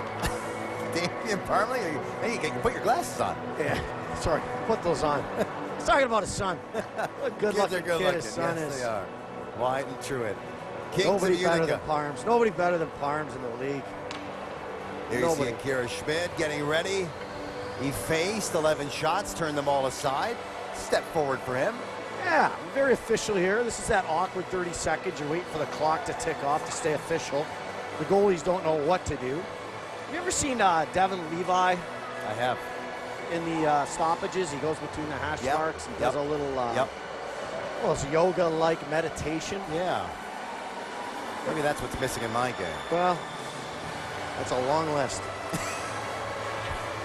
Shout out to Rick and Wendy Shorten, long time watchers of your listeners of your broadcasts and watchers when it's on TV, and just super Comets fans and Pioneer fans, and we love them. Great people. Off we go. Big opportunity here, Shai. Indeed, it'll carry over now for 2 minutes and 10 seconds. A fresh sheet of ice of which to work the man advantage. Kyle Criscuolo chipped it in. Perrott will send it to Willman. Willman to the point. And they're set up on the power play just like that. Here's Perrott looking. It'll go to Wotherspoon. Criscuolo, Wotherspoon, Perrott. Oh, he mishandled. Byro trying to outmuscle him for the puck. It does come loose. Swept around. Dowling couldn't hold. Criscuolo will to Dowling. He tried to center. Good skate there positioning by Ciccone. Now Byro on his backhand. And he'll turn and gun it down the ice. Yeah, entries have been a problem, getting possession off that entry, setting up what they want to do. As they change units here, they're in a broken unit, so look for these D to change as soon as we get entry here. Wotherspoon's backhander around. Gambardella. Now Willman. The stick was lifted, the puck came out to neutral ice. And it's that rim entry, Shai, that hasn't been successful. It's the time they've gained the line, stopped and set up, that they've had success. Every time they've rimmed it in on their entry, they've struggled getting possession. Jost lost his stick. It's back to the possession of the Comets, and Gambardella took a hard shoulder from Riley Stillman. Well, Gambardella is just one of those guys who seems to get things done, very workmanlike. He's one of those guys you really cheer for. Speaking of that, Schmelzer in, centered. Going to the goal was Graham Clarke, but so he hammered down the ice again. All but 41 seconds now left on the penalty that was assessed to Brent Murray for the high stick. A couple college guys on the second unit, undrafted, making careers out of the game of hockey. Here's Gambardella. Going for Clarke, there's Schmelzer. Canisius College for Ryan Schmelzer. Yeah, love seeing it. Atlantic Hockey League. One of very, very few. Played in the Gouge, too. He didn't even play at USHL or NAHL. Yeah, remarkable. And just a super guy. I love cheering for him. No doubt. Love running into him in the rink. This will be offside with 8 seconds left on the man advantage. Murray still sits in the penalty box. Really ugly, kind of ugly here. You know, a great opportunity to get to 2 on a night where you seem a little off still in your game. So a goal, obviously, we all know gets the barn going, gets some momentum going, and gets us all excited about what's happening. So we'll see if Rochester, if they get through this 8 seconds, you know, gets that momentum coming out of the box with a big 4-minute kill. This one back to Ciccone. He'll chip it all the way down. Schmidt will calmly leave the puck down. We're in 5-on-5 hockey. Byro on the chase, but it's scooped up by Hatakka. He'll get the red line and throw it in. Over skating was Brian Hallinan. His first touch the puck in this hockey game. There's Byro, and he'll slip it over to Michael Mersch, and he'll chip it off the wall. A little bit of an interference maybe there from Missoula. They'll let it go. Angled in. Jeremy Davies hesitated, nearly lost it, and it goes back out to center ice. No harm done there. Missoula will throw it around. Collective of the Comets, Ingalls to the point. It stays on side. Wrister, Tokarski, save. That found its way through the traffic all the way to the goaltender. That is the 9-shot on goal. Here's a chance now. Wotherspoon stepping in on his backhand. Centered. And now it's picked up by Brett Murray, then to Brandon Byro. This one deflects back to Ciccone. Schmelzer. And then it's Bowers, who had a couple of really good chances in this hockey game so far. Good hold again. That shot was deflected in a diving play made by Mersch. They may call this an icing. Oh, they wave it off. Yeah, it's a really good balance for Rochester, who had a couple Ds stuck out there for an extended period of time. And they managed to change, get some fresh bodies out. Schmelzer, backhand. Stillman, backhand himself. Tokarski, save. Rebound now. Cederqvist gets it out of harm's way. It'll be picked up by Riley Stillman. He's got a drive in the net by Kozak. Stillman's shot was blocked. Stillman picks it up again. Holds. He wanted to get that puck if he could have to Kisakov. It didn't work out. As it's behind Schmidt of the trapezoid. 15 minutes and 51 seconds left to go. This is Clague with his backhand to his forehand. There's Kozak down low. Now Cederqvist spins away from Wotherspoon. Threw it back up to the point. It deflected. Dangerous play. Now they've given it up, but it's a 2-on-1. Here's an opportunity. Bowers centers it. Oh, what a stop by Tokarski. Yeah, great stop there. Opportunity to elevate, just failed to do that. Hit the pad low on the ice. Weissbach around the boards. We talked about them wanting to get up by 2. They almost did it there. Criscuolo's pass is intercepted. Now going wide, holding up. Richard shovels it around for Weissbach. From the far corner, battling with Xavier Perron. Kept in by Metsa. Doesn't shoot. Holds, waits, delays, creates some space for himself. Goes down low. Stepping in here is Bryson, the defenseman. Knocked out of midair. Collected now by Giroux, but it does come loose to Hatakka. Hatakka gave it up. Wraparound chance, and Schmidt makes a great save. This one picked up now on the point. From long range, Schmidt saved the rebound. Chance again for Bryson. Takes a look. He'll dish. Shot. That hit a body in front. Comets are on their heels, and they finally get it out. A heavy shift for Rochester. 5-6 shots, but I'm not sure how many actually getting through. But certainly have the Comets on their heels as they try and make a change with fresh bodies. Jost waiting, walking it back up to the blue line. This team down 1-0. Nice play, stepping in. Shot, saved by Schmidt. The quick wrist shot by Davies. Maybe his best save of the game. Davies looking very dynamic there. Absolutely juking the Comets defenseman, and just a huge save. 23 points last year for Davies as a defenseman in 66 games played. Played just over 20 games in the National Hockey League. Oh, getting hit was Rishek. Cal Foot took him to the ice. This one dumped in. Tokarski trying to chop it down. He'll get back in his net. It's Graham Clarke on a backhand play to Robbie Russo. Throws it across from the Sewell wrist shot. That was bodied down before it got to Tokarski. It's held in. Russo fires, and that was blocked. Now a chance again. One-timer let go, and it deflects just wide of Tokarski. Comets are now beginning to buzz a bit. Dowling. Then to Missoul. He'll walk it up the far side. The defenseman sends it to Gambardella. Gambardella from the near corner back to Robbie Russo. D. Missoul. Russo holding. No shot. He'll get it now to Dowling. It's picked up again, Missoul. Long shift for Rochester in their zone. You can imagine how tired they are now. Can the Comets make him pay? Missoul mishandled it though, and it's back out to center ice. And Roseanne at the end of his shift will just chip the puck in and go for a change. Yeah, just an unfortunate mishandle by the D-man. A real good shift, and those are the shifts we're looking for to really change the nature of this game here. Clague mishandled, will go back and pick it up again, nearly gave it away. There's Riley Stillman, then Michael Mersch. Floating the puck, didn't get it out. The Comets attack, but the net is off its pegs. Let's talk about the next UCFC soccer game coming up right here in this building on Sunday. Join us for that game. We'll come right back after this commercial break.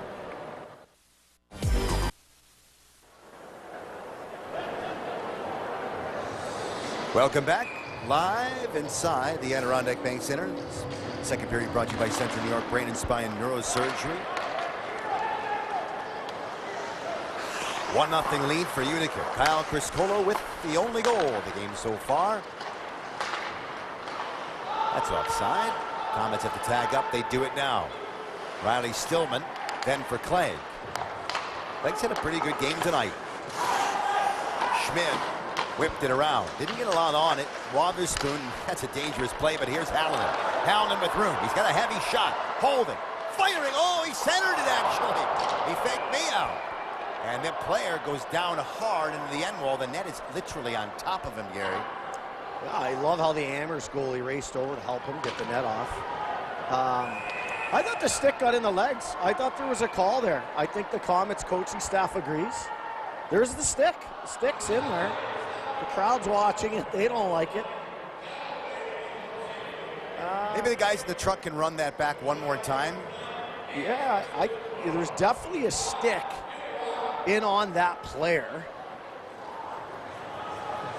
Here it is. Here comes the stick. He just kind of blows his wheel, doesn't he? Yeah. It's kind of a nice non-call, but they're talking about it. They're doing the thing they should. The staff looks like they've backed off a little bit. No, they haven't. No, they haven't. There's Coach Deneen giving the stripes an earful. Worked them a little bit. Sam LeBears is the player who went down, but he's okay. Tough kid. I've seen Coach Deneen lose his cool a little bit on refs. It's one of those wily veterans that I think the refs make sure they don't go near him. You know, they're strategic in where they are on the ice. And there we talked about it earlier. Tomorrow, it is tomorrow, December 31st against Harrisburg, 3 o'clock. UCFC games. Have you been to one? I actually went to their last one. I believe they're 5-0. The place was absolutely jammed. It is amazing. Rocking, exciting. Great atmosphere Tommy in this building. Tanner's done an unbelievable job assembling this team, and I would bet they are 6-0 after tomorrow. This will be an icing call, giving us more time to talk about Tommy Tanner. Yeah, I mean, listen, just a great team. We actually let them use our cold tubs today after their practice. Boys were coming in and looking to put some more juice into their legs. So the partnerships in this building are unbelievable. Everybody seems to get along, and alongside our corporate partners, you know, everybody's in this together to have hometown wins, no matter soccer, hockey. We have basketball next door going on in the Nexus Center, and that's been unbelievable, the Utica University Nexus Center. And here we're off. Here's a chance. Shot good. Save to Karski on the short side. Graham Clarke had a little bit of room. Might have caught the bar there, I think, shot. Giveaway by the Amherst defense, and now they make it out to center ice. Stepping up, Richards sends it across, holding, shooting off the stick. That's a really good stick there by Missoul. Well, the Amherst have had two really bad pinches that have led to full ice 2-on-1s. Here's the giveaway, a great forecheck by none other than Gambardella. Maybe you're right. If that's a butt end or a crossbar. I thought I saw a bar.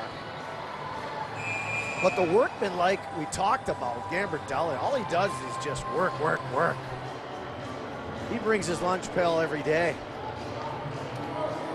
Another terrific guy. Oh, says hello. Yes, yes, one of the very best. Gambardella last night I thought was very, very good. Such great presence to distribute the puck yesterday, putting guys in great positions to score. Calfoot, I think, hit 4 posts, at least 3 posts in yesterday's game. Another blue line play by the Amerks I don't love. Lucas Rushek threw it in front of his goaltender. Weissbach will scoop it up, and they just give it away to center ice. We're 9 minutes into the second period. Comets have a 1-0 lead. Calfoot chipped it. It came off the body of Davies. Picked up by Ciccone. Failure to clear. Now they get it out right in front of the Comets bench, and moving is Rushek, and a cross-ice pass attempted for Byro, swatted away by Foot. Here's a chance in front. Schmidt makes a great save. Weissbach was there. Well, let's talk about Ant and Annie Photo and Film. As a husband and wife photo and video team, wedding team. They check them out at antandannie.com. Follow them on Instagram at Ant and Annie Photo Film. There they are. Ant and Annie. Well, kind of an awkward turnover there by Foot, and an Amerks player left all alone in front. And doesn't do much with the opportunity. Certainly a grade A with all kinds of time. Kind of buries it right into Schmidt. It's a game so far. Neither team has really had long stretches of momentum in their favor, right? They haven't. But I am sensing a little change in momentum towards the Comets right now. They've had the better chances this period. Riley Stillman around to Murray. Bowers picks it up, shooting. Good save to Criscuolo off his glove. Bowers has been buzzing in this game. Another good chance. Here he goes again, and that's a save off the right arm of Criscuolo. Comets looking for more. That shot towards Criscuolo missed in the slot. Now taken away by the Amerks forward Isak Rosehan. It will be held on to by Stillman. Stillman looks up the ice. He'll go back now to Clague, then back for Stillman. A couple resets. That actually drives your forward group nuts. They're going out. There's the broadcaster's nuts going too. out, going in. Schmidt holds on. Schmidt plays it off the glass. Settled by the defense. Bryson, Rister, bodied down by LeBerge. Comets move with Hallinan. Now LeBerge on the entry. There's Metsa to Cederqvist. Picked it up on the shooting left side. Out to center ice to Mersch. Mersch will turn. Now he'll circle back himself. Looking for an outlet. He brings 2 his way before it's sent in. Stopped again by Schmidt. And he'll dish to the defense. 9 minutes and 8 seconds to go. It's a breakaway. Clarke fires! And it's safe to Criscuolo. Rebound! And it stays out. Oh, Clarke with a glorious chance. Back the point to Masul. Back to Clarke, holding, shooting, saved by Criscuolo, and he'll get the whistle. Oh, baby, Graham Clarke almost. The Comets up 1-0. We'll come back after this. My name is Dr.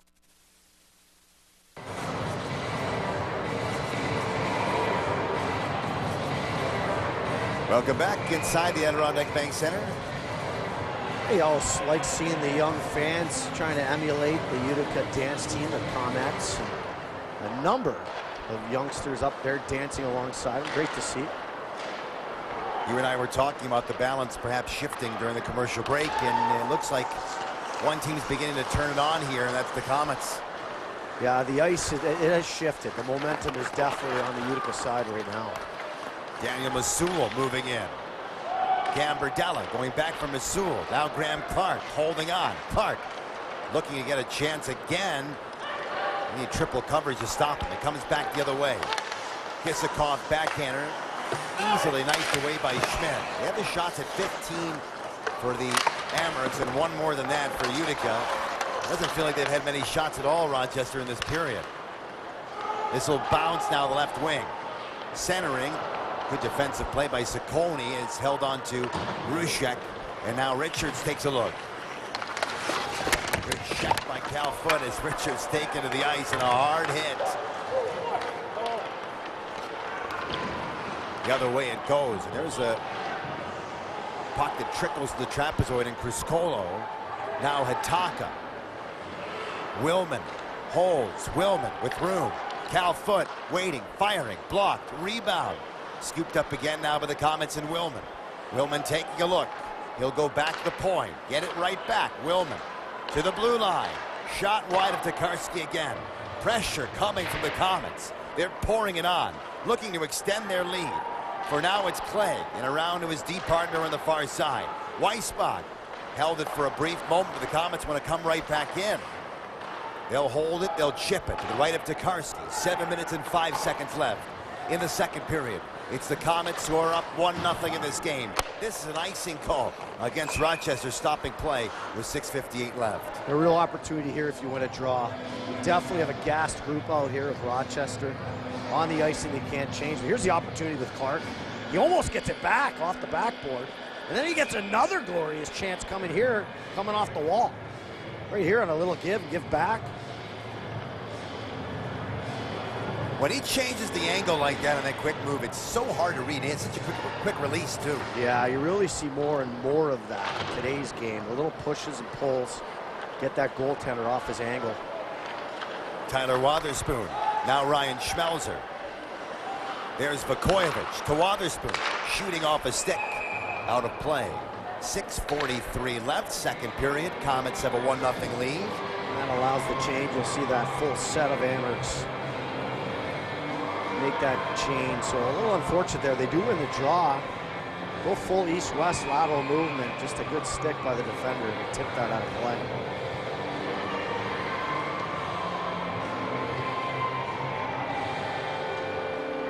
I walked into the Rochester room and saw Dustin Tokarski has 2 sets of pants, 2 different chest protectors. I've never, but it is Dustin. He's a different bird. Well, I hope he tips the equipment, guys.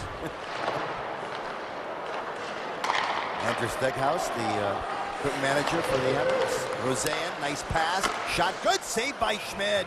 Off the goal stick and out. He read that one perfectly. I wonder what year it was, Shy, that American Hockey League players were still carrying their bags into the rink. That's a great question. You know, for the fans at home, they no longer do that.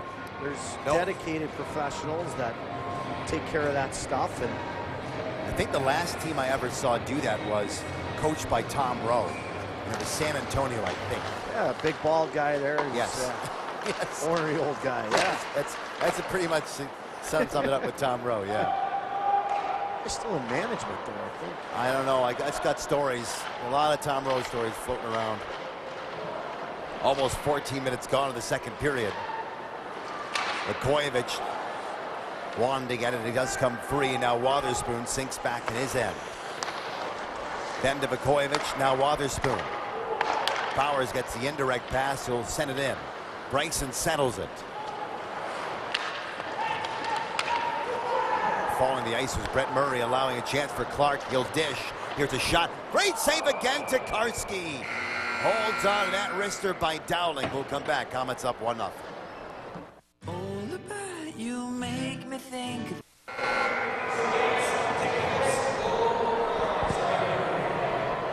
With a 1-0 lead, the Comets, with 5:48 to go in the second period, would love to extend it. They've had their chances, but Tokarski's been really stingy here.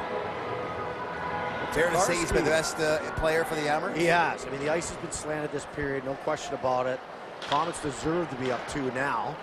They've got to keep this up for another 5 more minutes. Ciccone with his head up at center now sends it. Kisakov not get that pass where he wanted it to. The Comets come right back here. Dowling. This one rolls the right of Tokarski.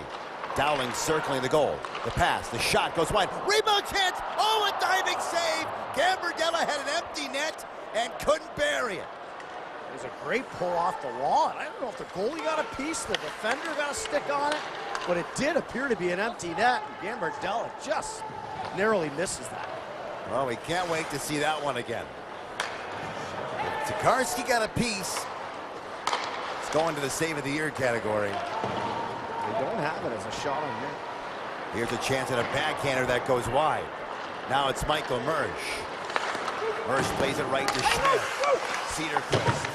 Now Mersch three-point shot. Stillman sent that one wide. Cederqvist to the blue line, but Clague's got to retreat.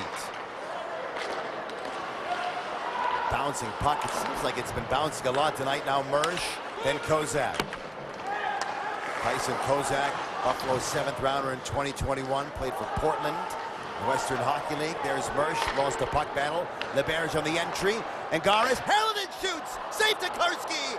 He's down on the ice, he's got to get back up. He'll try to, now he does. Another big save by Tokarski. Here's Sam LeBerge to the blue line. Rister caught and held by Tokarski again. Just a gross turnover by Stillman. That means bad, by the way. Unbelievable turnover, but here's the back, off the back wall, right to his tape, and it's the defender's stick that tips that puck wide. So a great effort on the back check by the Amherst player. But back-to-back glorious chances. The ice remains tilted here down the stretch. That means it's going to go at some point, right? You would think. Tokarski up to the task. He is one of the more decorated goaltenders in AHL history, is Tustin Tokarski, and still playing the game for good reason. Weissbach through center ice. Bryson chasing it down. Vukovic, great show of patience by him. Chip to center. Glove down by Xavier Perron. Losing his stick was Metsa. That's not good for a defenseman. He'll go back and pick it up, though. Bryson's got control of it. Chips to center. Ruchek. I don't know what that was, but now it's eventually thrown in. Ruchek for Byro. Byro's been rather quiet in this game. Point shot is smothered by Akira Schmid with 3:25 left. Yeah, not a lot of chances. They did have the one where the guy was left all alone in front. He almost was surprised at how much time he had. He just kind of shoveled it into Schmid's gut. But other than that, really a quiet period by the Amherst, to the credit of the Comets, who seem to have the puck on their stick, and 4 or 5 grade A chances. Stillman talking about what it's like to feel the pressure of a first-round selection. One thing he talked about here is they don't expect me to put up numbers. I don't feel the pressure in that respect, but they want me to be hard in the forecheck. They want me to be that guy that's hard to play against each and every night. I mean, your fundamentals are, you know, always rest on those, and your skill will take over if the rest of your game is buttoned up. And there he is on the ice, sending the Schmelzer. Now on the far side, Bowers, he'll center. Tokarski got a piece. The puck is free. Back for Schmelzer. Twisting and turning is Jost. It does come loose. And now it's Davies through center ice, then to Murray. Murray going wide. Davies bumping his man. Here's Bowers holding. They gave it away. Look out, 3-on-1. Here's a chance. Roseanne fires. Great save by Schmid. He was all alone. He had options, and he elected to shoot, and Schmid came up with it. Real bad turnover at the defensive blue line. They go in 3-on-1. He elects to take it himself, go short side, and Schmid leaving nothing there to shoot on. That's his biggest save of the game, no doubt about it. And now it's an opportunity for Bowers again. Holding, Bowers shooting, save, rebound to Karski. Clarke will let that one go, and it rims to the point. Cal Foote distributes to Graham Clarke. Clarke's due for one in this game as he fires, and Tokarski made the save. The puck popped out of his glove, and now it's in front again. They can't get the backhander past Tokarski. Ruchek will clear it down. This should be an icing call and a stop and play. Couple just other great, glorious chances. I mean, it's coming. Hey, Rochester's going to feel like, here's the big turnover on the Comets to create a 3-on-1. I love the shot selection there. Certainly other options, but you know, if Rochester can manage to get out of this period just down one, you know, I think the coaches are going to go in the room and say, we're all right here, fellas. So Comets would really like to see a 2-minute push here and separate. They seem to deserve to be up by more than one at this point in this hockey game. Comets win the faceoff. Cal Foote winds, fires, save to Karski. On the deflection from Gambardella. Dowling now. Puck is loose and held on to Graham Clarke. Waiting. Nice pass. Shot goes off a body. Weissbach whacking at him. Seems a little panic is set in for the Amerks now in their zone. The Comets capitalize on the left wing. Dowling. Gambardella's back there like a defenseman. Dowling spins. Dowling holding. He'll distribute now off the wall to Graham. Clarke playing it to himself. Rishek leaning on him. 80 seconds remaining here in this second period. Comets up by 1. Couldn't extend their lead on that exchange. This might be an icing here. Weissbach going after it, and they will call it. And the entire Rochester bench, I believe, is up in arms. Well, they got a gassed group who's trying to get off. They really, I think the reason maybe you can help here, but they impeded his ability to get to it, it seemed like. He did get there first, and of course, that's not the rule. You know, where is he at that hash mark line, that imaginary line across the hash? Next Comets game takes place Friday, January 5th. Tickets available. They'll play 3 straight games against Laval. And Coach Sedin, of course, on the delay, because they've got the wrong players coming and going, and he's flapping his wings, and they're going to get a little delay so they can rest. And, you know, it's the games you play, and, you know, the Amherst coaches are going to say, hey, we're assistant coaches. We don't know what we're doing. And, you know, and they're going to get away with it here. They're going to get away with it.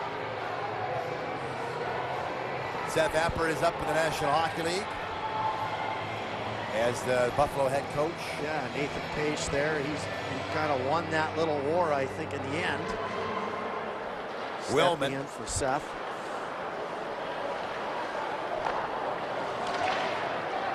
This one sent down to center ice. Will not have enough icing. You hear the call for the last minute of the play. Criscuolo will dish. Shot saved to Karski. Karams off the left pad of the near boards. Cleared out here and moved now. Bryson. Cederqvist drives the goal. They'll center it. Cederqvist with a stick down. Couldn't direct it on net. 39 seconds left. Cederqvist. Well, he inadvertently cleared it, or did he? No, they're okay. Michael Mersch jumps on the ice from the bench. I think they only had 4 on the ice. Kozak to Mersch from the goal line to the point. Davies fires, and that goes wide. 18 seconds now left in the second period. Here come the Comets. Centering opportunity, body down as before it cleared, it went to Willman. He'll send it down low in the final 8 seconds. Davies will get it out to center ice, and that will do it. The period will come to a conclusion as the Comets head into the second intermission, as they did the first, up 1-0. We'll come back with an interview we conducted with Chase Stillman and a live breakdown of the second period after this. We'll return after this commercial break. Happy to be joined by Comets forward Xavier Perrant. Well, the team came off a big win last week. Obviously feeling pretty good. You've had a good run so far, but just talk about the building. It was sold out. It's Veterans Day, and everybody's in here. It's an exciting game. You come off a loss. You have a revenge game for them. That must have felt pretty good in the locker room afterwards. Yeah, it's nice. It's been 2 years I've been in the States, and it's different in Canada when it's like this day. So I think it was pretty nice to see everyone here, the building, the veterans. It's always nice to play for someone, and I think they've been doing a lot for this country. So I think it's nice to get this big win, and it was our first home win too, so that was really huge for us. Talk to me, let's go a little bit further back, because fans may remember a couple weeks ago we were in Laval, and you had friends and family in the building. The first game of the year against Laval Rocket. I don't know if you played there before, but you certainly played there. 3 goals in that game, and the #1 star. You probably didn't think that was going to happen before the game, but it certainly happened afterwards. What was your emotional mind? What was your mindset after that game when it was all said and done? I think my first shift felt like my first pro shift. It was a bit stressful, but I think when the game goes on, I think you don't think about it. You just play it like it's another game. And I think when I scored my first goal, but that was pretty nice. You know, re-rings people, like you're not used to that when you score away, so I think that was nice to score in front of everyone. But I think overall we played an amazing game, and that was nice to get the win. I think since this game, I think we built up a lot, so I think that's huge for us too. Definitely a big win, and it sort of set the tone along the way. It's a team that's had a lot of close games. You guys have been in 1-goal games all year. Mm-hmm. And so do you think over the course of an entire season that'll help you become even more familiarized with the high intensity, high pace, and the close call of the third period? Yeah, I think we lost 5 games with a goal difference. So I think that's where we're trying to work to bring offense and score some goals. But I think with Saturday, I think we had confidence now that we can score a lot of goals and defend too. So I think we try to build every practice with that, to score some goals in practice and bring that in game. So I think it's only 10 games we play. So I think we're trying to get chemistry too. Like, it's hard, new guys and everything. But I think we're building on it, and I think we'll be fine for the rest of the season. You've had an amazing start to the year. I know you came into the season with the mindset you were going to be a regular in the lineup, and you've done that now, and the coaches have turned to you as one of the guys who's going to be on the top line. What does it mean to you when you look at the lineup sheet and you think, I'm going to be probably playing 18, 20 minutes tonight? Yeah, I think that was my goal in the beginning of the season, that I wanted to have a spot, and I think, like, right now I have it. So it's just to take that, like, spot and make a difference in the game. That's why I like, as a player, it's like when you're on the ice that you can make a difference. So I talk with Dino too, like, to be a difference guy in the teams, and that's what I'm trying to do every night. So it's nice to play a lot of minutes too, yeah. There's another French guy on the team we talk about all the time, Sam of the Bears. You guys have a pretty good relationship. What's it like to have someone like him with you out there? Yeah, it's nice. He's like an older brother. Like, I was seeing when I was maybe 13, 14, I was seeing him playing the Q when he was playing in Blairville, so it's pretty nice now to play with him. And he's a guy that brings energy in the room, in the locker room, so it's always easy to talk with. It's always nice. Sometimes we have dinner together, so it's always nice to be around him, and I think everyone in the team likes him, so he's a big part of the team too, yeah. So are you. Thanks for doing this, and obviously we wish you nothing but the best of the luck the rest of the way, and good luck tonight. Thank you. Cliffs look.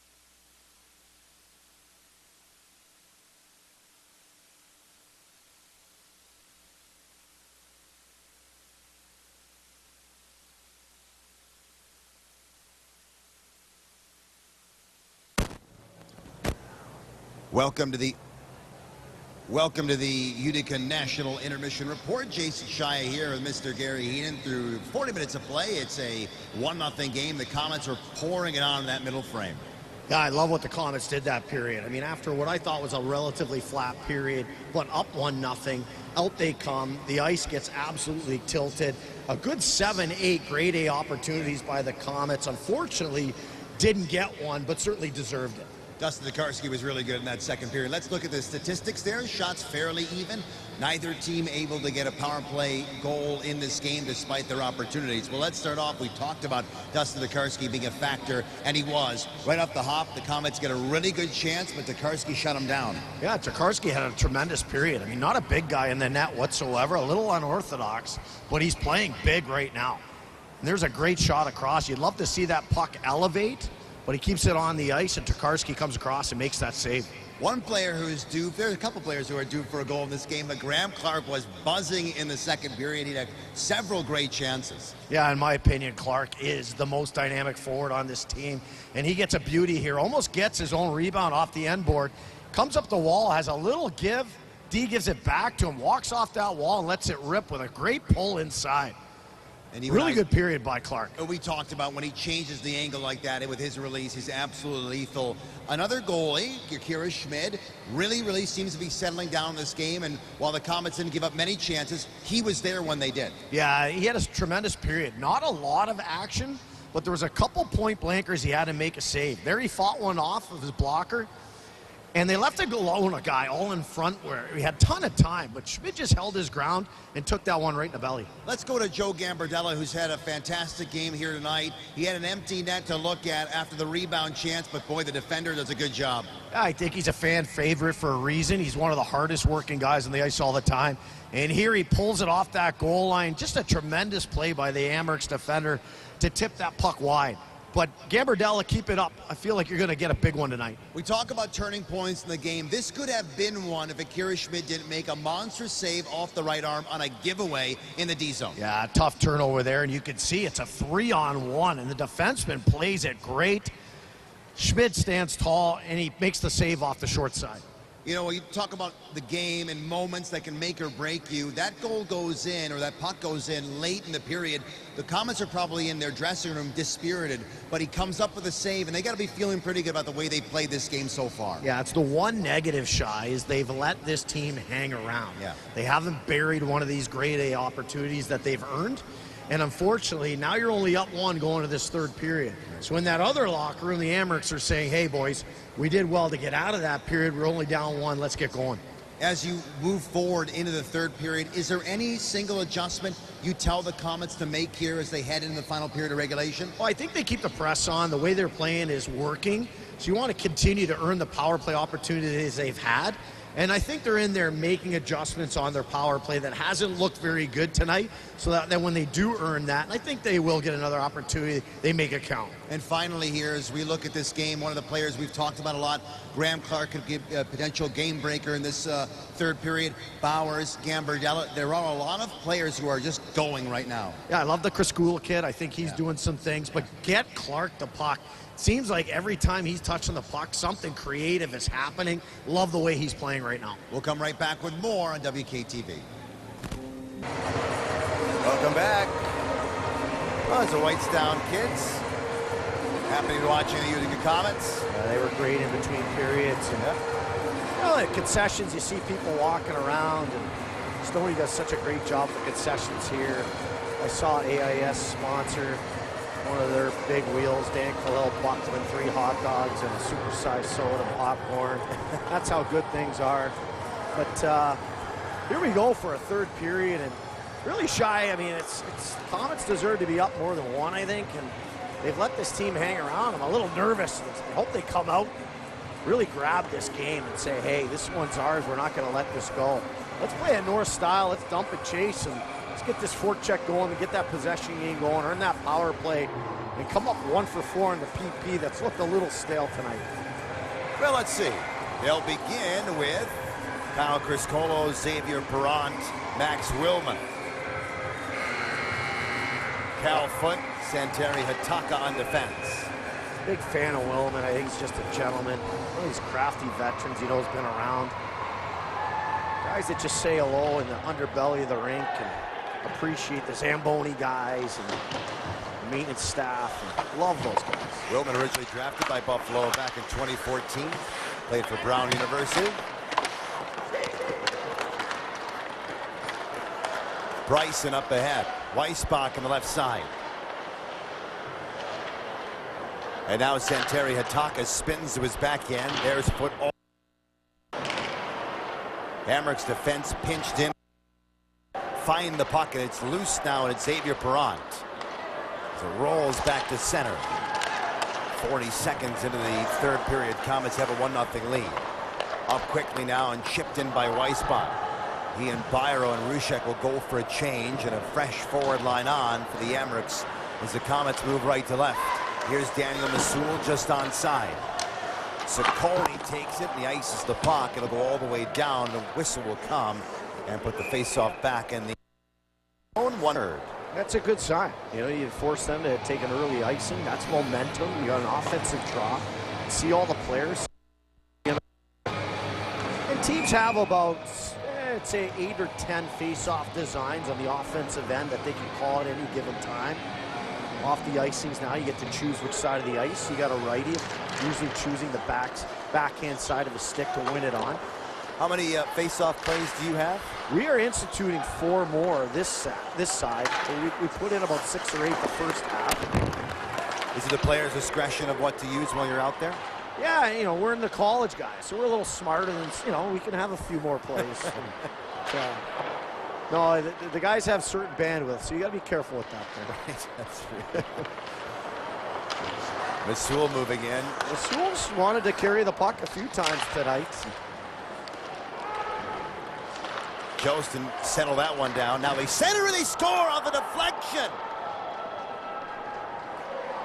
And Masul, trying to dangle as the primary puck carrier in neutral zone and turns that over. And he's going to hear it from the head coach as he goes back to the bench. And that's a turnover when he just needs to dump it and change. And he knew it too. Yeah, he knew it. And that's just, he's tried that twice tonight. And, unfortunately this one zings him. And you can see the coach still giving it to him a little bit there. And that's a tough one. How much of that is just trying to create something out of nothing as a defenseman? Yeah, I think it's a young player just saying, you're halfway through a shift. You see your forward group go to change. You've got to play the percentages and put that in. So here we are. We're in a whole new hockey game here. No doubt. Dowling will fire it in. It seems my nerves were right. Saying I was a little nervous about this, letting this team hang around. Cederqvist. Now Michael Mersch. Cederqvist goes after the left wing side. Throws it to the blue line. Clague will scoop it up. Didn't put it into traffic. There's Mersch. Riley Stillman pinch again. Then to Kozak, who fires. Saved by Schmidt. He'll hold it before Cederqvist could put the rebound home. Well, it was a great tip on the goal. I certainly don't think Schmidt could be faulted for that. It was a hell of a tip in front. And, you know, just an unfortunate turnover in the middle of the ice. The save he made there off the pad. Yeah, Cederqvist was alone there for a moment. No rebound really there. Good control off the pillow. And, you know, you could just sense the crowd's frustrated. You know, they had a tremendous second period, didn't get anything out of it. You have a good first minute, and the turnover leads to now we're in a 1-1 game. And, you know, that's frustration from the crowd, from your coaching staff, and your teammates here. And let's see if they can get a big push going on a forecheck here as they come up the ice. How much of it is keeping it positive on the bench, saying, guys, we're the better team here, we'll prevail? Well, you do. I mean, you're frustrated as a coach. Certainly, those are things you speak about a lot. But that's why they're here. It's a young guy making a big mistake. They're going to make those mistakes. Turnover, save Tokarski, rebound. Tokarski down and scooped up by Willman. Comets almost retrieved the lead again. Metsa. And then Rushek. Moves it against Santeri Hatakka, who picked it up. Willman gloved it down. Gathered up by Xavier Perron, who flips it into the Rochester zone. I think Criscuolo went across the net there. He was looking for a penalty. There's certainly some sticks in his legs there, and he went down, looking right at the ref. Ref says no. Ciccone, former Wolverine, the University of Michigan, now to Richards. Didn't get very far with it. Here come the Comets now. They'll chip it, and that's going to go off a player in the Rochester bench, I believe, at 16:32. Let's take a look at our omni-precision playmaker of the game. Just going to guess that it's Kyle Criscuolo, but I'm not sure. Let's find out. Clarke on the pull-up to the weak side. He's really fun to watch. I mean, he really is a really smart player with tremendous poise and vision. Keep an eye on him in the future. No doubt. This one goes into the Rochester bench. A stop play at 16:26. New Year's tomorrow. Oh, yeah? Shy, you know, any big plans? New Year's Eve? Well, that's... Okay, yeah, the whole thing. No, I will be home. You know, I thought, you know, what am I going to do? You know, I got the night off, and I thought about bringing my wife to the dinghy bar. What's that? You know? What's the dinghy bar? What is my goodness. Is it a name of an establishment? Absolutely. Oh, okay. Yeah, you got to know somebody to get in there, but you know me, so I'll get you in there. Very low probability that I'll be found at a place called the dinghy bar. Back to hockey. Meanwhile, Sam LeBerge, leaned down by Ciccone. Picking it up as Richards, chipping off the glass. Stays inside the Rochester zone. Good play. Angares getting some support from Hallinan. He'll center, back the point. Wrist shot deflected and goes out of play. That's a good push by the fourth line. Yeah, and Hallinan, you know, obviously he hasn't played a ton of hockey. Here he comes back into the mix. He had a tremendous year last year numbers-wise. We haven't seen a ton of him tonight. Coaches are being careful with how much they're going to give him. But I think he's played relatively well. I think he's had a good night tonight in the limited ice he's had. And that will be a push for this team they need as they hit the second half of the season. Right. He's got experience. He's a strong kid. Good along the walls. This flipped to center ice. Clague going for Roseanne. He's got it now, does Roseanne. He'll step in through it cross ice blindly. Riley Stillman engaged in a battle, poking at the puck once and twice. There's his brother, Chase, and delivers it now for Wotherspoon. Turned over at center ice. Oh, Jost didn't decide to skate in with it. Now it comes back the other way. Here's Bowers, and just out of his reach. Bowers in the corner is hit by Riley Stillman. There's Schmelzer, now Vukovic. Across for the one-timer, deflected, rebound chance in front, and they can't get it to go. Brett Murray. Boy, that's a play Murray would like back. Now they draw a penalty, and it comes, and it will go against Rochester. That's all Brett Murray. Failure to clear. Yeah, and Schmelzer just couldn't find the handle back door there because he did have it. He had a bit of a net to shoot at, but he does draw the eventual penalty, staying pesky on the track back. So here we go to the power play. That hasn't looked great, mostly because of entry coming in. They've elected to have rim entries. Let's see if they come up with something different. But winning the draw and setting up off the draw, that's got to be the key here. Let's set it up with a big one draw here. Steve Glennon and company, Jewelers power play begins right now. The face-off left of Dustin Deckard. Off the face-off, the puck now resting behind the net now in the near corner. Comets are set up on the man advantage. Wotherspoon. Dowling, Wotherspoon. To Dowling, to the bumper. Willman shot it off a body. Metsa, can they get it out? They will, yes they will. Good effort, good push. Short-handed opportunity if he got a bounce there. So good job of Willman to keep that in. Willman holds it. Metsa takes a look, makes no mistake, down to Akira Schmidt. Shy, it's been the walls on entry on this PP that are really hurting us. We're getting it in the zone. They're not winning that initial wall battle to set it up. There it is again off the wall. Schmidt plays it himself. I'd like to see some sort of middle entry off this power play as we break out. Perron tries, and then yet again, like you said, that puck's in the restricted area. Schmidt can't play it.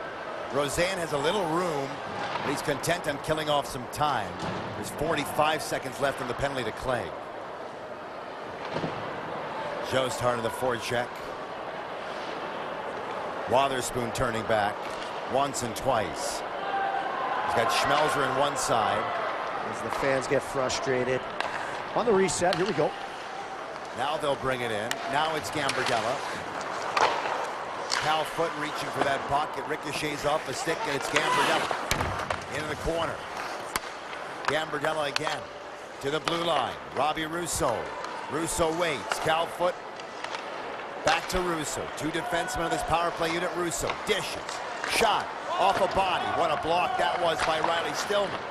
3 seconds, 2 and 1, and out of the box. Now we're back to 5-on-5. Schmidt will play the puck himself. Calmly over for Cal Foot. Schmidt got tangled up a bit. They're trying to sell a call there. I like it. I like it. Referee right there saying no. Deckard shoveling it. Scooped up by Howland, centering and just going wide. 1-1 game with 12 minutes and 35 seconds left to go. Held on to by Kozak. Rushek, oh, he gave it up. Comets try to capitalize on that turnover. They'll get it in deep. Deckard settles it. Flipping it high off the glass. And this one chipped out to center ice. Gloving it down is Michael Mersch. He'll send Bryson in. This bounces between the circles. It came free. Reacquired by Hallinan, but not cleared. Look out here. Centering all the way back to Michael Mersch. Holding, changing the angle. Doesn't shoot it though. He had help coming off the bench. Now it's Cederqvist in the far corner. 11 minutes and 55 seconds left to go. Comets are desperate to clear it out, and they do. A pretty big opportunity from the corner to the middle. He just fans on front. Lucky to get away with that one. Max Willman with possession. He'll get the red line. He'll send it in. This will hit Criscuolo now on the right wing shooting. Save Deckard. Willman, then the one-timer. Deckard had that one glance off of him. Ciccone has to be careful on the off-shooting left side. He'll high flip it to neutral ice, where it's settled by Tyler Wotherspoon. He'll chip now. Ciccone first on the puck, spinning on his backhand. Then to Murray. Murray dishes down low, and it's Clague. This is Murray here, making sure to get the puck out. Michael Vukovic takes over. He'll rim it in. Both teams seem to be a little tentative right now. Now neither team wants to make that big mistake. Playing a little cautious.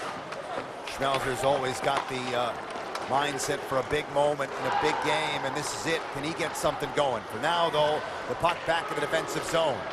Murray taking off the puck rather easily. And there is Schmelzer throwing it down the far side. Jay Stillman is shouldered by Roseanne. Other side to punch it off the wall. Hoping for Jost. It's loose at center ice. Acquired again by Jost. He'll get it to Murray. Will throw the puck in. You can hear the call of the bench to make a change. Now they center it. Comets cutting it off. Cal Foote. He'll spring Graham Clarke. Cederqvist swatting at it now. Gambardella. Nice pass. They can't get a shot away on that exchange. 1-1 game. We're almost the halfway mark now of the third period. And the high flip gets back into Utica territory only for a moment. This picked up again by Rochester, and here they come. Bryson in. Backhand way wide. Kisakov locating it, shoveling it. Didn't get very far with it. Here come the Comets. Gambardella. Nice pass ahead for Clarke. Clarke from the near corner. In his off the near side roll. It's picked up here by Rochester. They'll get to center ice in Byram.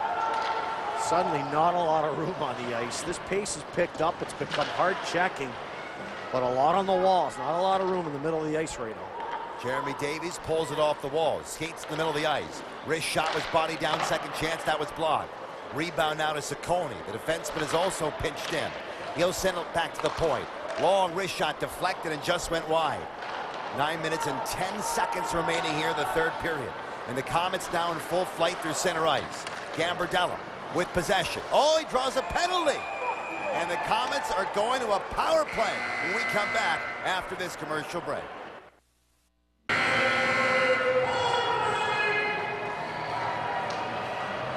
Welcome back. This is without question, Gary, the biggest moment of the game, I think. Yeah, and it's been one of those struggle points for the Comets thus far this evening. Power play, and they've lost all the draws too. The opening draws on these, and they win this one. Here we go. They're set up now. 1-1 game. Xavier Perron down low, gets it back. Wotherspoon up high. He'll dish to Dowling. Dowling looks to the goal line. The shot, scores!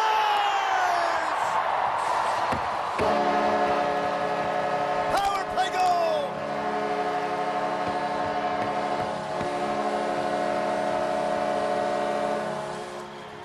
Well, that certainly wasn't a struggle. And it's been all about setting up what they wanted to do. They haven't been able to set up all night. And they win the draw, which allows them to get their toes to the middle of the ice, their bums to the backside.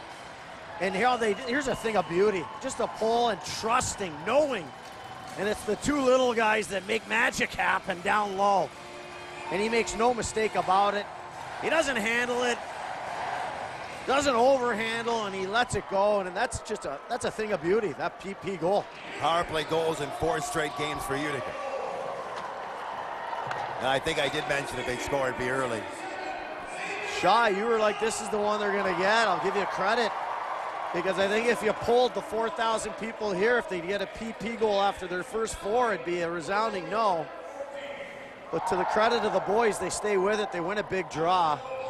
And with 8 minutes to go, they get that huge go-ahead goal at home. And you and I were talking about Xavier Perron and how good he's been as a kid undrafted, now making a mark for himself in the AHL. I just love it. I mean, you know, the undrafted guy, he had a gazillion points in the Quebec Major Junior League, and he's got to prove himself, and boy, is he. He's looked good tonight. A call-up from Adirondack last year came in and solidified his position with the team in the playoffs. Made the team, of course, out of camp then, and proceeds to be one of their best offensive players each and every night. Good for him. Now he puts his team up 2-1. The assists go to Dowling. The primary assist is Kyle Criscuolo, who made that beautiful pass. As Isak Roseanne comes in and shoots, and Akira Schmidt holds on. Looked a little unsure, but he's got it. Comets up 2-1. We'll take a break. We'll come right back with more on 94.9 K-Rock. 7:59 remaining. Up 2-1. Xavier Perron has turned the game back in the Comets' favor. 2 goals in the third. 1 for Rochester and 1 for Utica. 2-1 contest. Davies will dish. Set play off the draw. I don't get a shot away, though. This one around to Davies. Go ahead, Garrett. You know, it's funny. Players are going to make mistakes, and coaches might sink you down. And You're often looking at that player's reaction as he's sitting down. You know, does he become a distraction? Is he moping? Right. You know, or does he become a cheerleader for his teammates? You know, which guy's going to put you back in? The guy who's cheering or the guy who's just, you know, sulking and feeling sorry for himself? Here's our Sprague's collision of the game. Was that Stillman on Stillman? I may have missed that. 61s? 61. Brothers hit each other.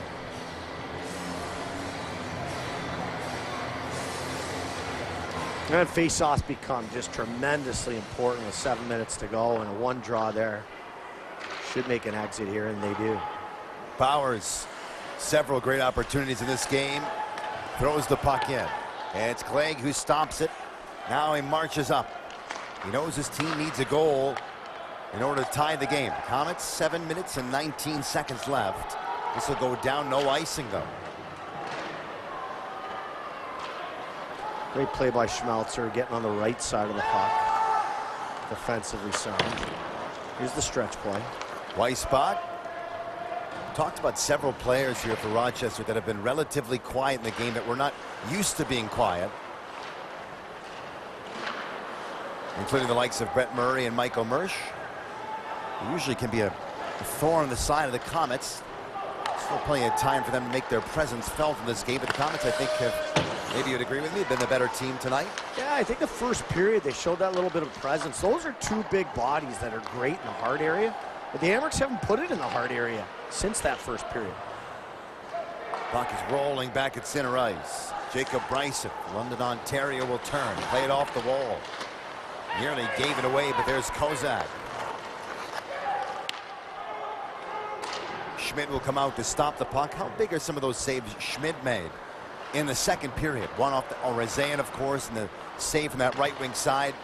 Yeah, they're magnified even more now. Certainly 4 or 5 in the first as well, when Amerks played their best period. Sewell shot that one. You're going to see the maturity level of the Comets with 5 minutes to go. You know, if they make it go 200 feet, if they make sure they're on the right side of each puck, if the changes are smart, that they don't take a bad penalty, all those little things you like to see with winning teams. Here's their opportunity to break that 5-game slide. Is that what you get out of having the benefit of, one of the benefits of having an older team, is you don't have to worry about them panicking in situations? Yeah, you would hope, and certainly I think your coaching staff is making sure those points are known on the bench. You'd like your veteran group to be saying those things on the bench as well.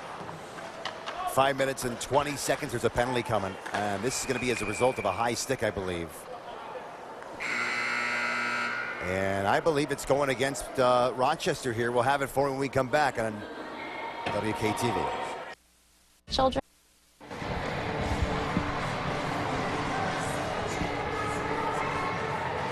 Well, rocking the rink tonight.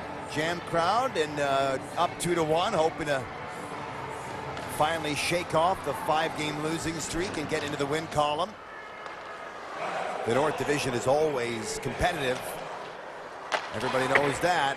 This puck is clear. The Comets are on the power play. Metsa's in the penalty box with the high stick.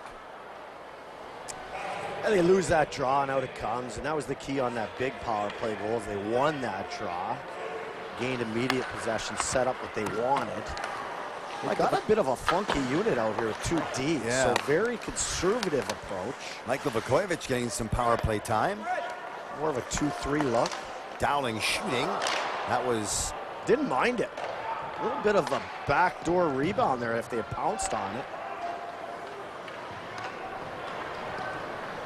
Vukovic going to head off now after 45 seconds. They've changed their unit. Wotherspoon. To the outstretched stick of the oncoming Graham Clarke. Willman to Schmelzer. Schmelzer to the goal line it goes. Clarke will send it back to Robbie Russo. Russo holds on, wrist shot. Oh, the deflection just goes over the crossbar and out of play. Yeah, again, I think it was a bit of a conservative approach. Let's not make a big mistake. Let's keep 2 defensemen on the ice so we don't get like a shorty. It's a philosophical thing. You can go for the jugular and bury it on a PP or play a little safer. Face-off's important. We got 2D again on the ice for the power play. So very noticeable change. Robbie Russo Cal Foot, the defenseman. This is going to be cleared again.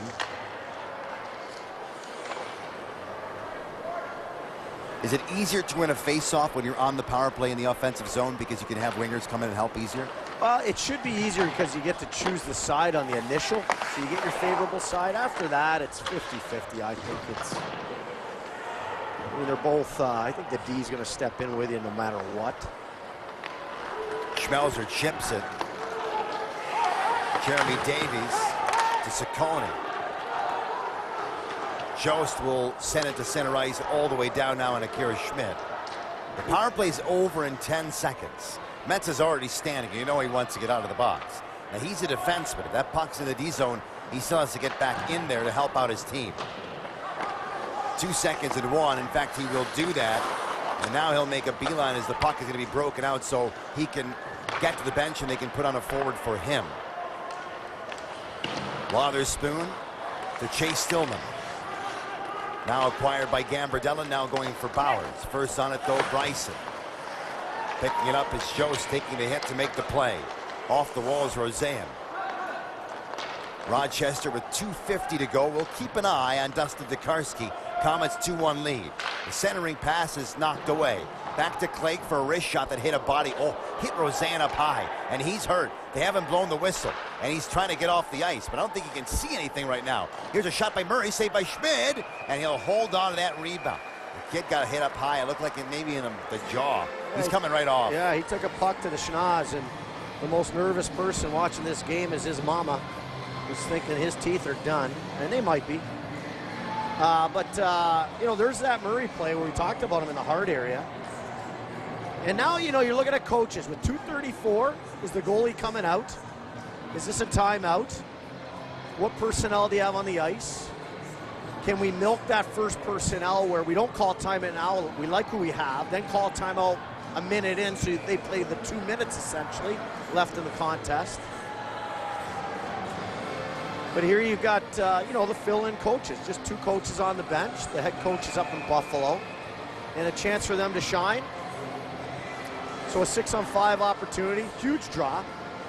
Interesting they have a lefty on the draw here, winning it inside. Yeah. They've set up on the face-off here. Tokarski is gone, 6-on-5. Rushek across. He'll send that puck to Metsa, back to Rushek. He'll the goal line. They'll center, they score! Off of Schmidt and in.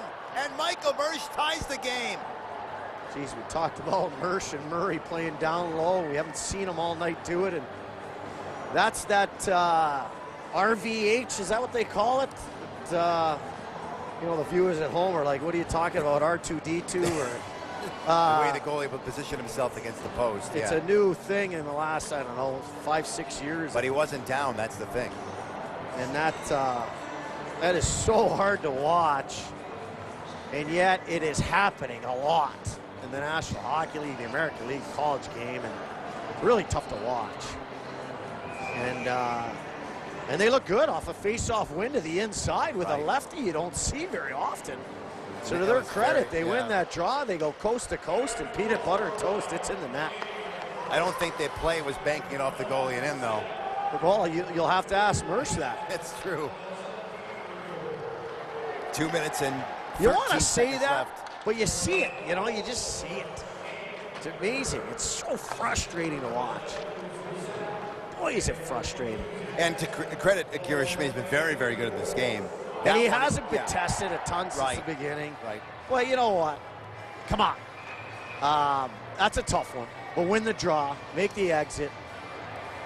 Have a stick on puck as a defender. There's countless people to blame off that one, but here we are. Now we're in a quiet building with 2 minutes to go. I'd like to hear one of those crazy fans get that "Let's go Comets" chant. the no Utica doubt. chant going, and let's get this momentum with 2 to go. Center, Schmidt down. The puck goes through the crease and out the other way. Close call, but here come the Comets now to the center zone. They'll drive it in. Tokarski watching from his right shoulder. This puck will get down the ice, back to center again. Wotherspoon will deposit it. Metsa will hold with 100 seconds left to go. Here's the crowd we're looking for. They're going to pump their home team up right here. See if we get a little push here with 1:30 to go. Byro will dish, shot saved, rebound. That came off the pad. Is there a call? There is. There's a penalty coming against the Comets, if you can believe it. A shot goes wide and out, and now with 80 seconds left, there's going to be a shorthanded scenario here. Yeah, and really ugly.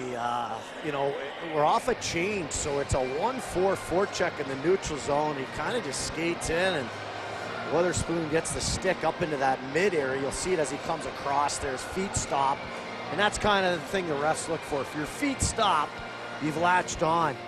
And this is tough. We've got a challenge ahead of ourselves. It'll be a Mohawk Valley Materials penalty kill scenario now as Akira Schmidt watching from his right side. All right, big face-offs here. Get your exits clean. So they're also using two defensemen, by the way, Metsa and Bryson out there. Face-off, it'll be one held on to, and the Comets will throw it down the ice to Karski. You get the big fellow out there, you know he's going to be net front.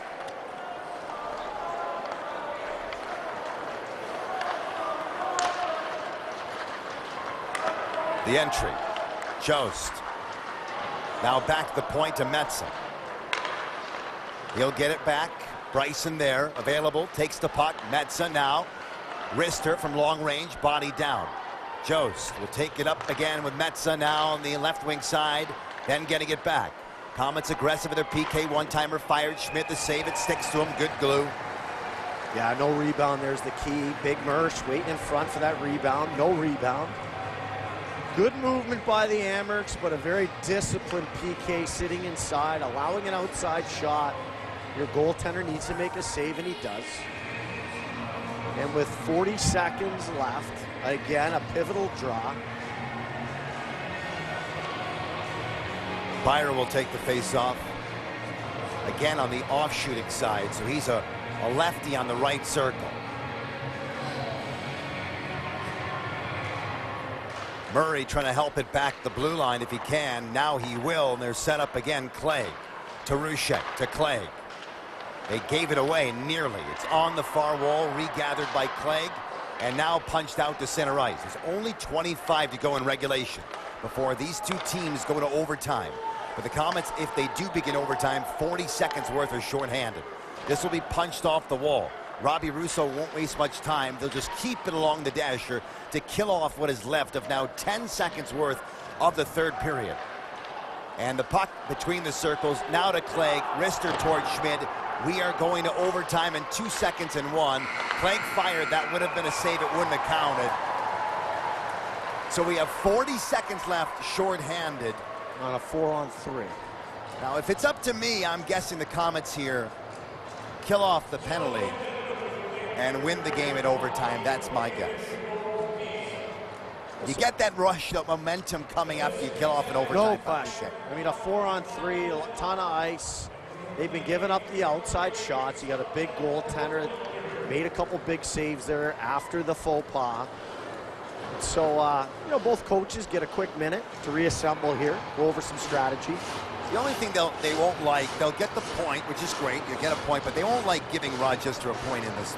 No, when you've got the goalie pull goal, you give up. I mean, that's always a zinger, and that'll bother you. That certainly will bother you. But face-offs remain important. You've got a center ice draw. It's not an in-zone draw for face-off. The Amerks have to go over what they do if they win or lose the draw. That's going to kill. Just setting up 20 seconds before it gets in zone, regardless if they win or lose.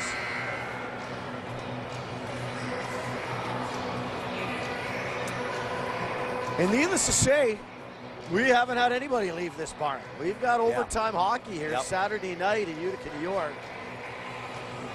And this is exciting. I mean, I sense a little bit of disappointment in the building right now, but a big overtime win can certainly get this place pumped up and loud the way we like it.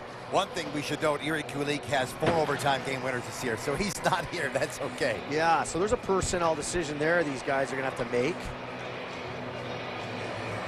The 4-on-3 is something you don't practice. Right. You know, it's one of those forgotten things. And so you get into these situations, and it really is flying by the seat of your pants, saying, okay, let's just throw this out. You know, do we box it? Do we throw in an umbrella plus one in front? Do we go behind the net up for one-timers? We rolling across the tops, going to weak sides. Here we go. Overtime begins at a power play now for Rochester as they move it in with Brandon Byro, who does have an overtime game winner this season. And he'll wait on the left wing. He'll situate himself before he sends it over to Bryson. Bryson to Byro. Byro shooting, blocked. Rebound clear. That's a huge clear. That was pretty ugly. Shot choice there. Not a lot of movement east-west. And Byro just saying, I guess I'm going to shoot it with a big man in front, and it gets blocked. Power play's over in 10 seconds. Byro holding again. Coming out of the box is Wotherspoon. What a player hurt going out. Bryson is going off. The power play is now over. We're at 4-on-4. Here's a chance, and Schmidt makes the save. Byro working it to the right wing side. 4-on-4 hockey until a whistle comes. Davies, the defenseman, maneuvering to the goal line. Now he'll circle. Davies, that pass went into the Rochester bench, and we go to 3-on-3. And this is where the Comets, I think, are going to take over. That was a big block shot off the 4-on-3. Don't love the shot choice, but a credit to the Comets. Maybe that's all they gave them.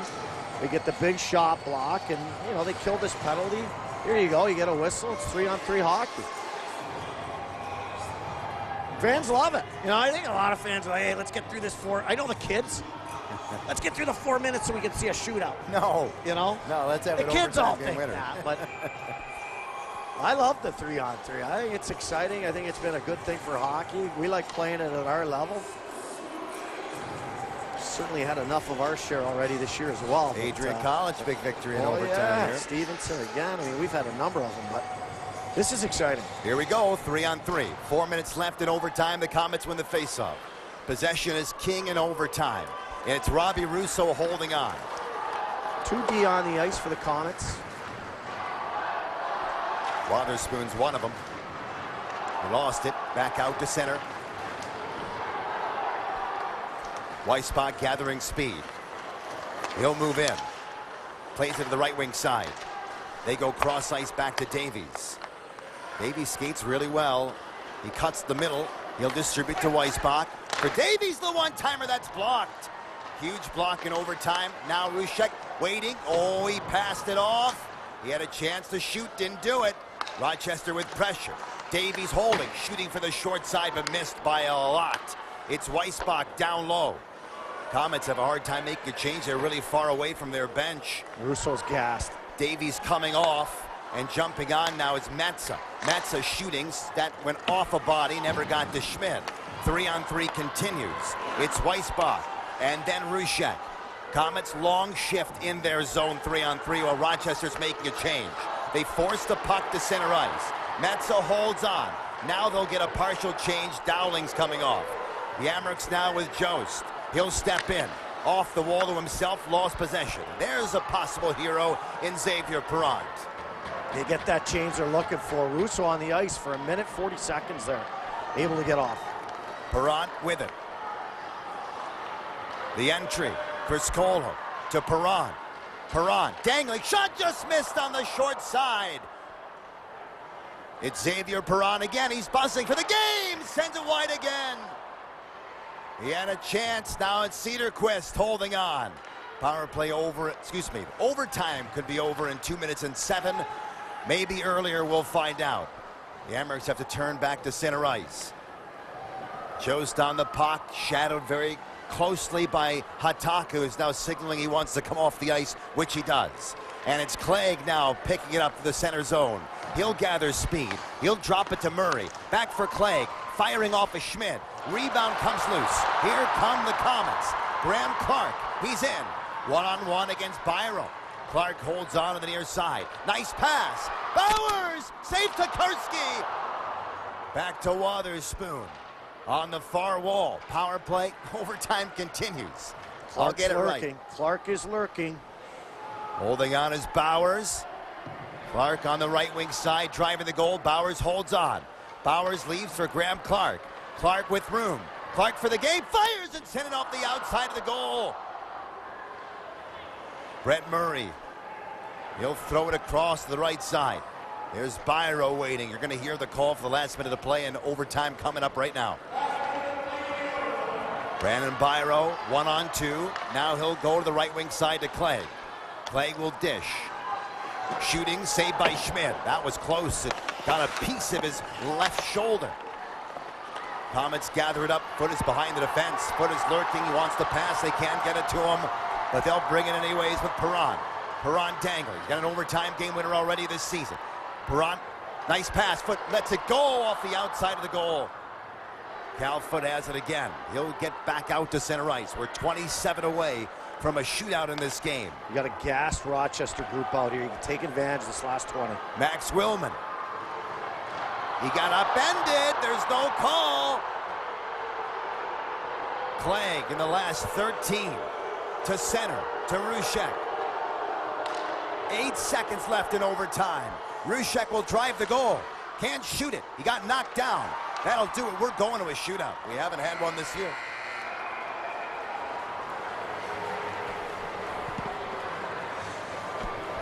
Well, exciting. Both teams with some chances, including this one coming back. Fans wanted a penalty there. Refs think there's nothing there. Both teams with a chance there. As it's designed, 3-on-3, a little more wide open. Is that right, Shai? This is the first shootout of the year for the Comets. At home, or? No, of the year. We have gone all the way to December 29th without a shootout. I don't mind the shootouts as long as they're at home, because we're gonna have like a 6-hour drive somewhere after. Well, I'll tell you, I'm gonna like Perron on the ice. I'm gonna like Criscuolo on the ice. I'm gonna love, of course, Clarke. Do you want to go first? Do you want to go second, by the way? I always go first. Oh, really? Okay. You know, I want to put the pressure on them. Here we go. It will be, to start, Cederqvist. Buffalo 5th rounder in 2019. Second year Rochester, 20 points last year. And the Swedish left shot forward moving in. Scores, 5-hole. Comets can answer here. Well, big goalies, big 5 holes. If you get them to go east-west, open up. He managed to do that. Well, if anyone can do it, this kid can. Graham Clarke, way wide to left. The right shot forward is in. Fakes, shoots, and saved by Tokarski. So the NHL released last week that the first half of the season, if you go outside the dots, you score 50% more goals on penalty shots on your approach. Kisakov. And here, you know, you see kid, if you paid attention, outside the dot, now they come in. Fake shoots, and a save by Schmidt. I think he gave up on it. He thought, hey, I got the whole net, and Schmidt sticks out the pad. He doesn't elevate it. That's a big save. Max Willman. All right. Max Willman. Crafty veteran. Willman's a left shot, and he does go wide to the right, and he's in. Shoots and sent it wide. Now a chance to win the game. He might have got a piece of that one. Isak Rosean. Buffalo first rounder, 14th overall. Played for Leksand in the Swedish Hockey League. He'll go way wide to the right. He can end the game. And he shot it high and missed on the glove side. Now the Comets have to score. And they'll put out the veteran Dowling. He needs a goal here. Here is Dowling. Dowling with a chance to extend the shootout.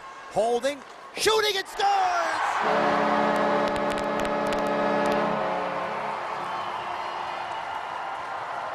A great poise, goes in, not in any hurry whatsoever. Lets the goalie make the first move and capitalizes. Tyson Jost is going to step in here. Not given the signal yet, now he is. Jost won't waste much time. Way wide to the left. The left shot is in. Shoots and a save by Schmidt. And now a chance to win the game. Schmidt with a little chirp there, I think, because he went 5-hole like the goal that went in. Xavier Perron can win this hockey game. I like this pick. I like this pick to win this hockey game. Perron. for the game. Saved by Cederqvist. Oh, so close. A Was it little ever? toe, a Was little it ever? post, a little pylon. And now we'll see Clague. Full bench chirp to Perrant. Clague is a lefty. Former Los Angeles draft pick in 2016. Clague stepping in, that puck rolled, and Schmidt makes the save. They're all trying to pick on that 5-hole after it went in on the first attempt. And Schmidt has learned from that mistake, and he is closing that. Now it's Criscuolo. I love it. I like it. Criscuolo's a righty. He's got the game on his stick. Criscuolo to end it in the shootout. High and missing on the glove side. Yeah, rolled on him right off the start. It kind of rattled him. Tried to settle it down. You can see there he's a little frustrated. A unique tape job on his stick. Pyro coming in. Well, he's been quiet all night. I hated his shot selection in the 4-on-3. Not sure he's feeling it tonight. The Alberta native right down the middle. Pyro. Off the post. Different approach. Right down the middle.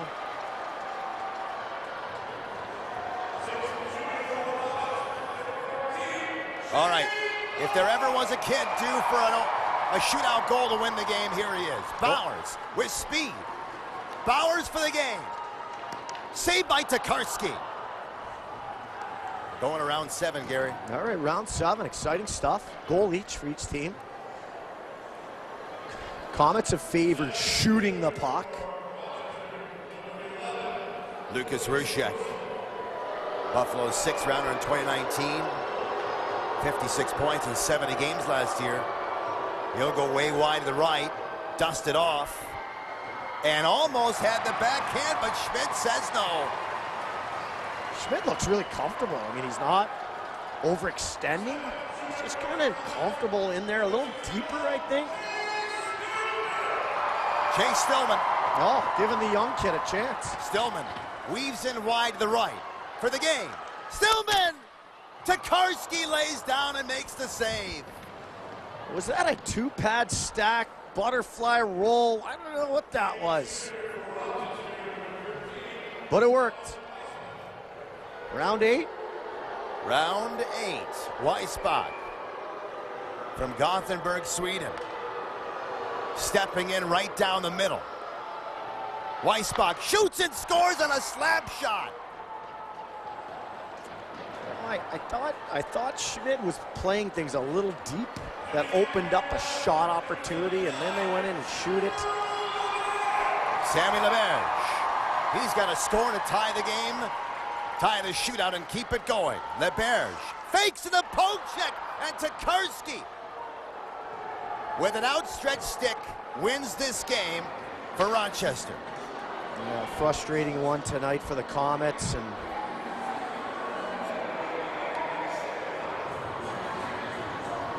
steely eyes coming across the ice, the referees, and the battle continues, Shai. The battle continues. Yeah, that's a tough loss. The Comets, though, get a point. That's good for them. A game in which we thought they were the better team. They were the better team tonight, and you know, unfortunately didn't take advantage when they had all those chances, to the credit of Cederqvist, but that'll be a frustrating one. That really will. That goalie pull goal with just 2.5 minutes to play, what have you. Those will bother you. Those will bother you. But back to the drawing board, a big D turnover. A couple goals they'd really like to get back. But back to the drawing board, a frustrating night here at the Adirondack Bank Center. All right, that's a statistical look at what took place in this game. Rochester actually ended up out-shooting Utica. Comets have a power play goal and 6 opportunities, didn't give up one.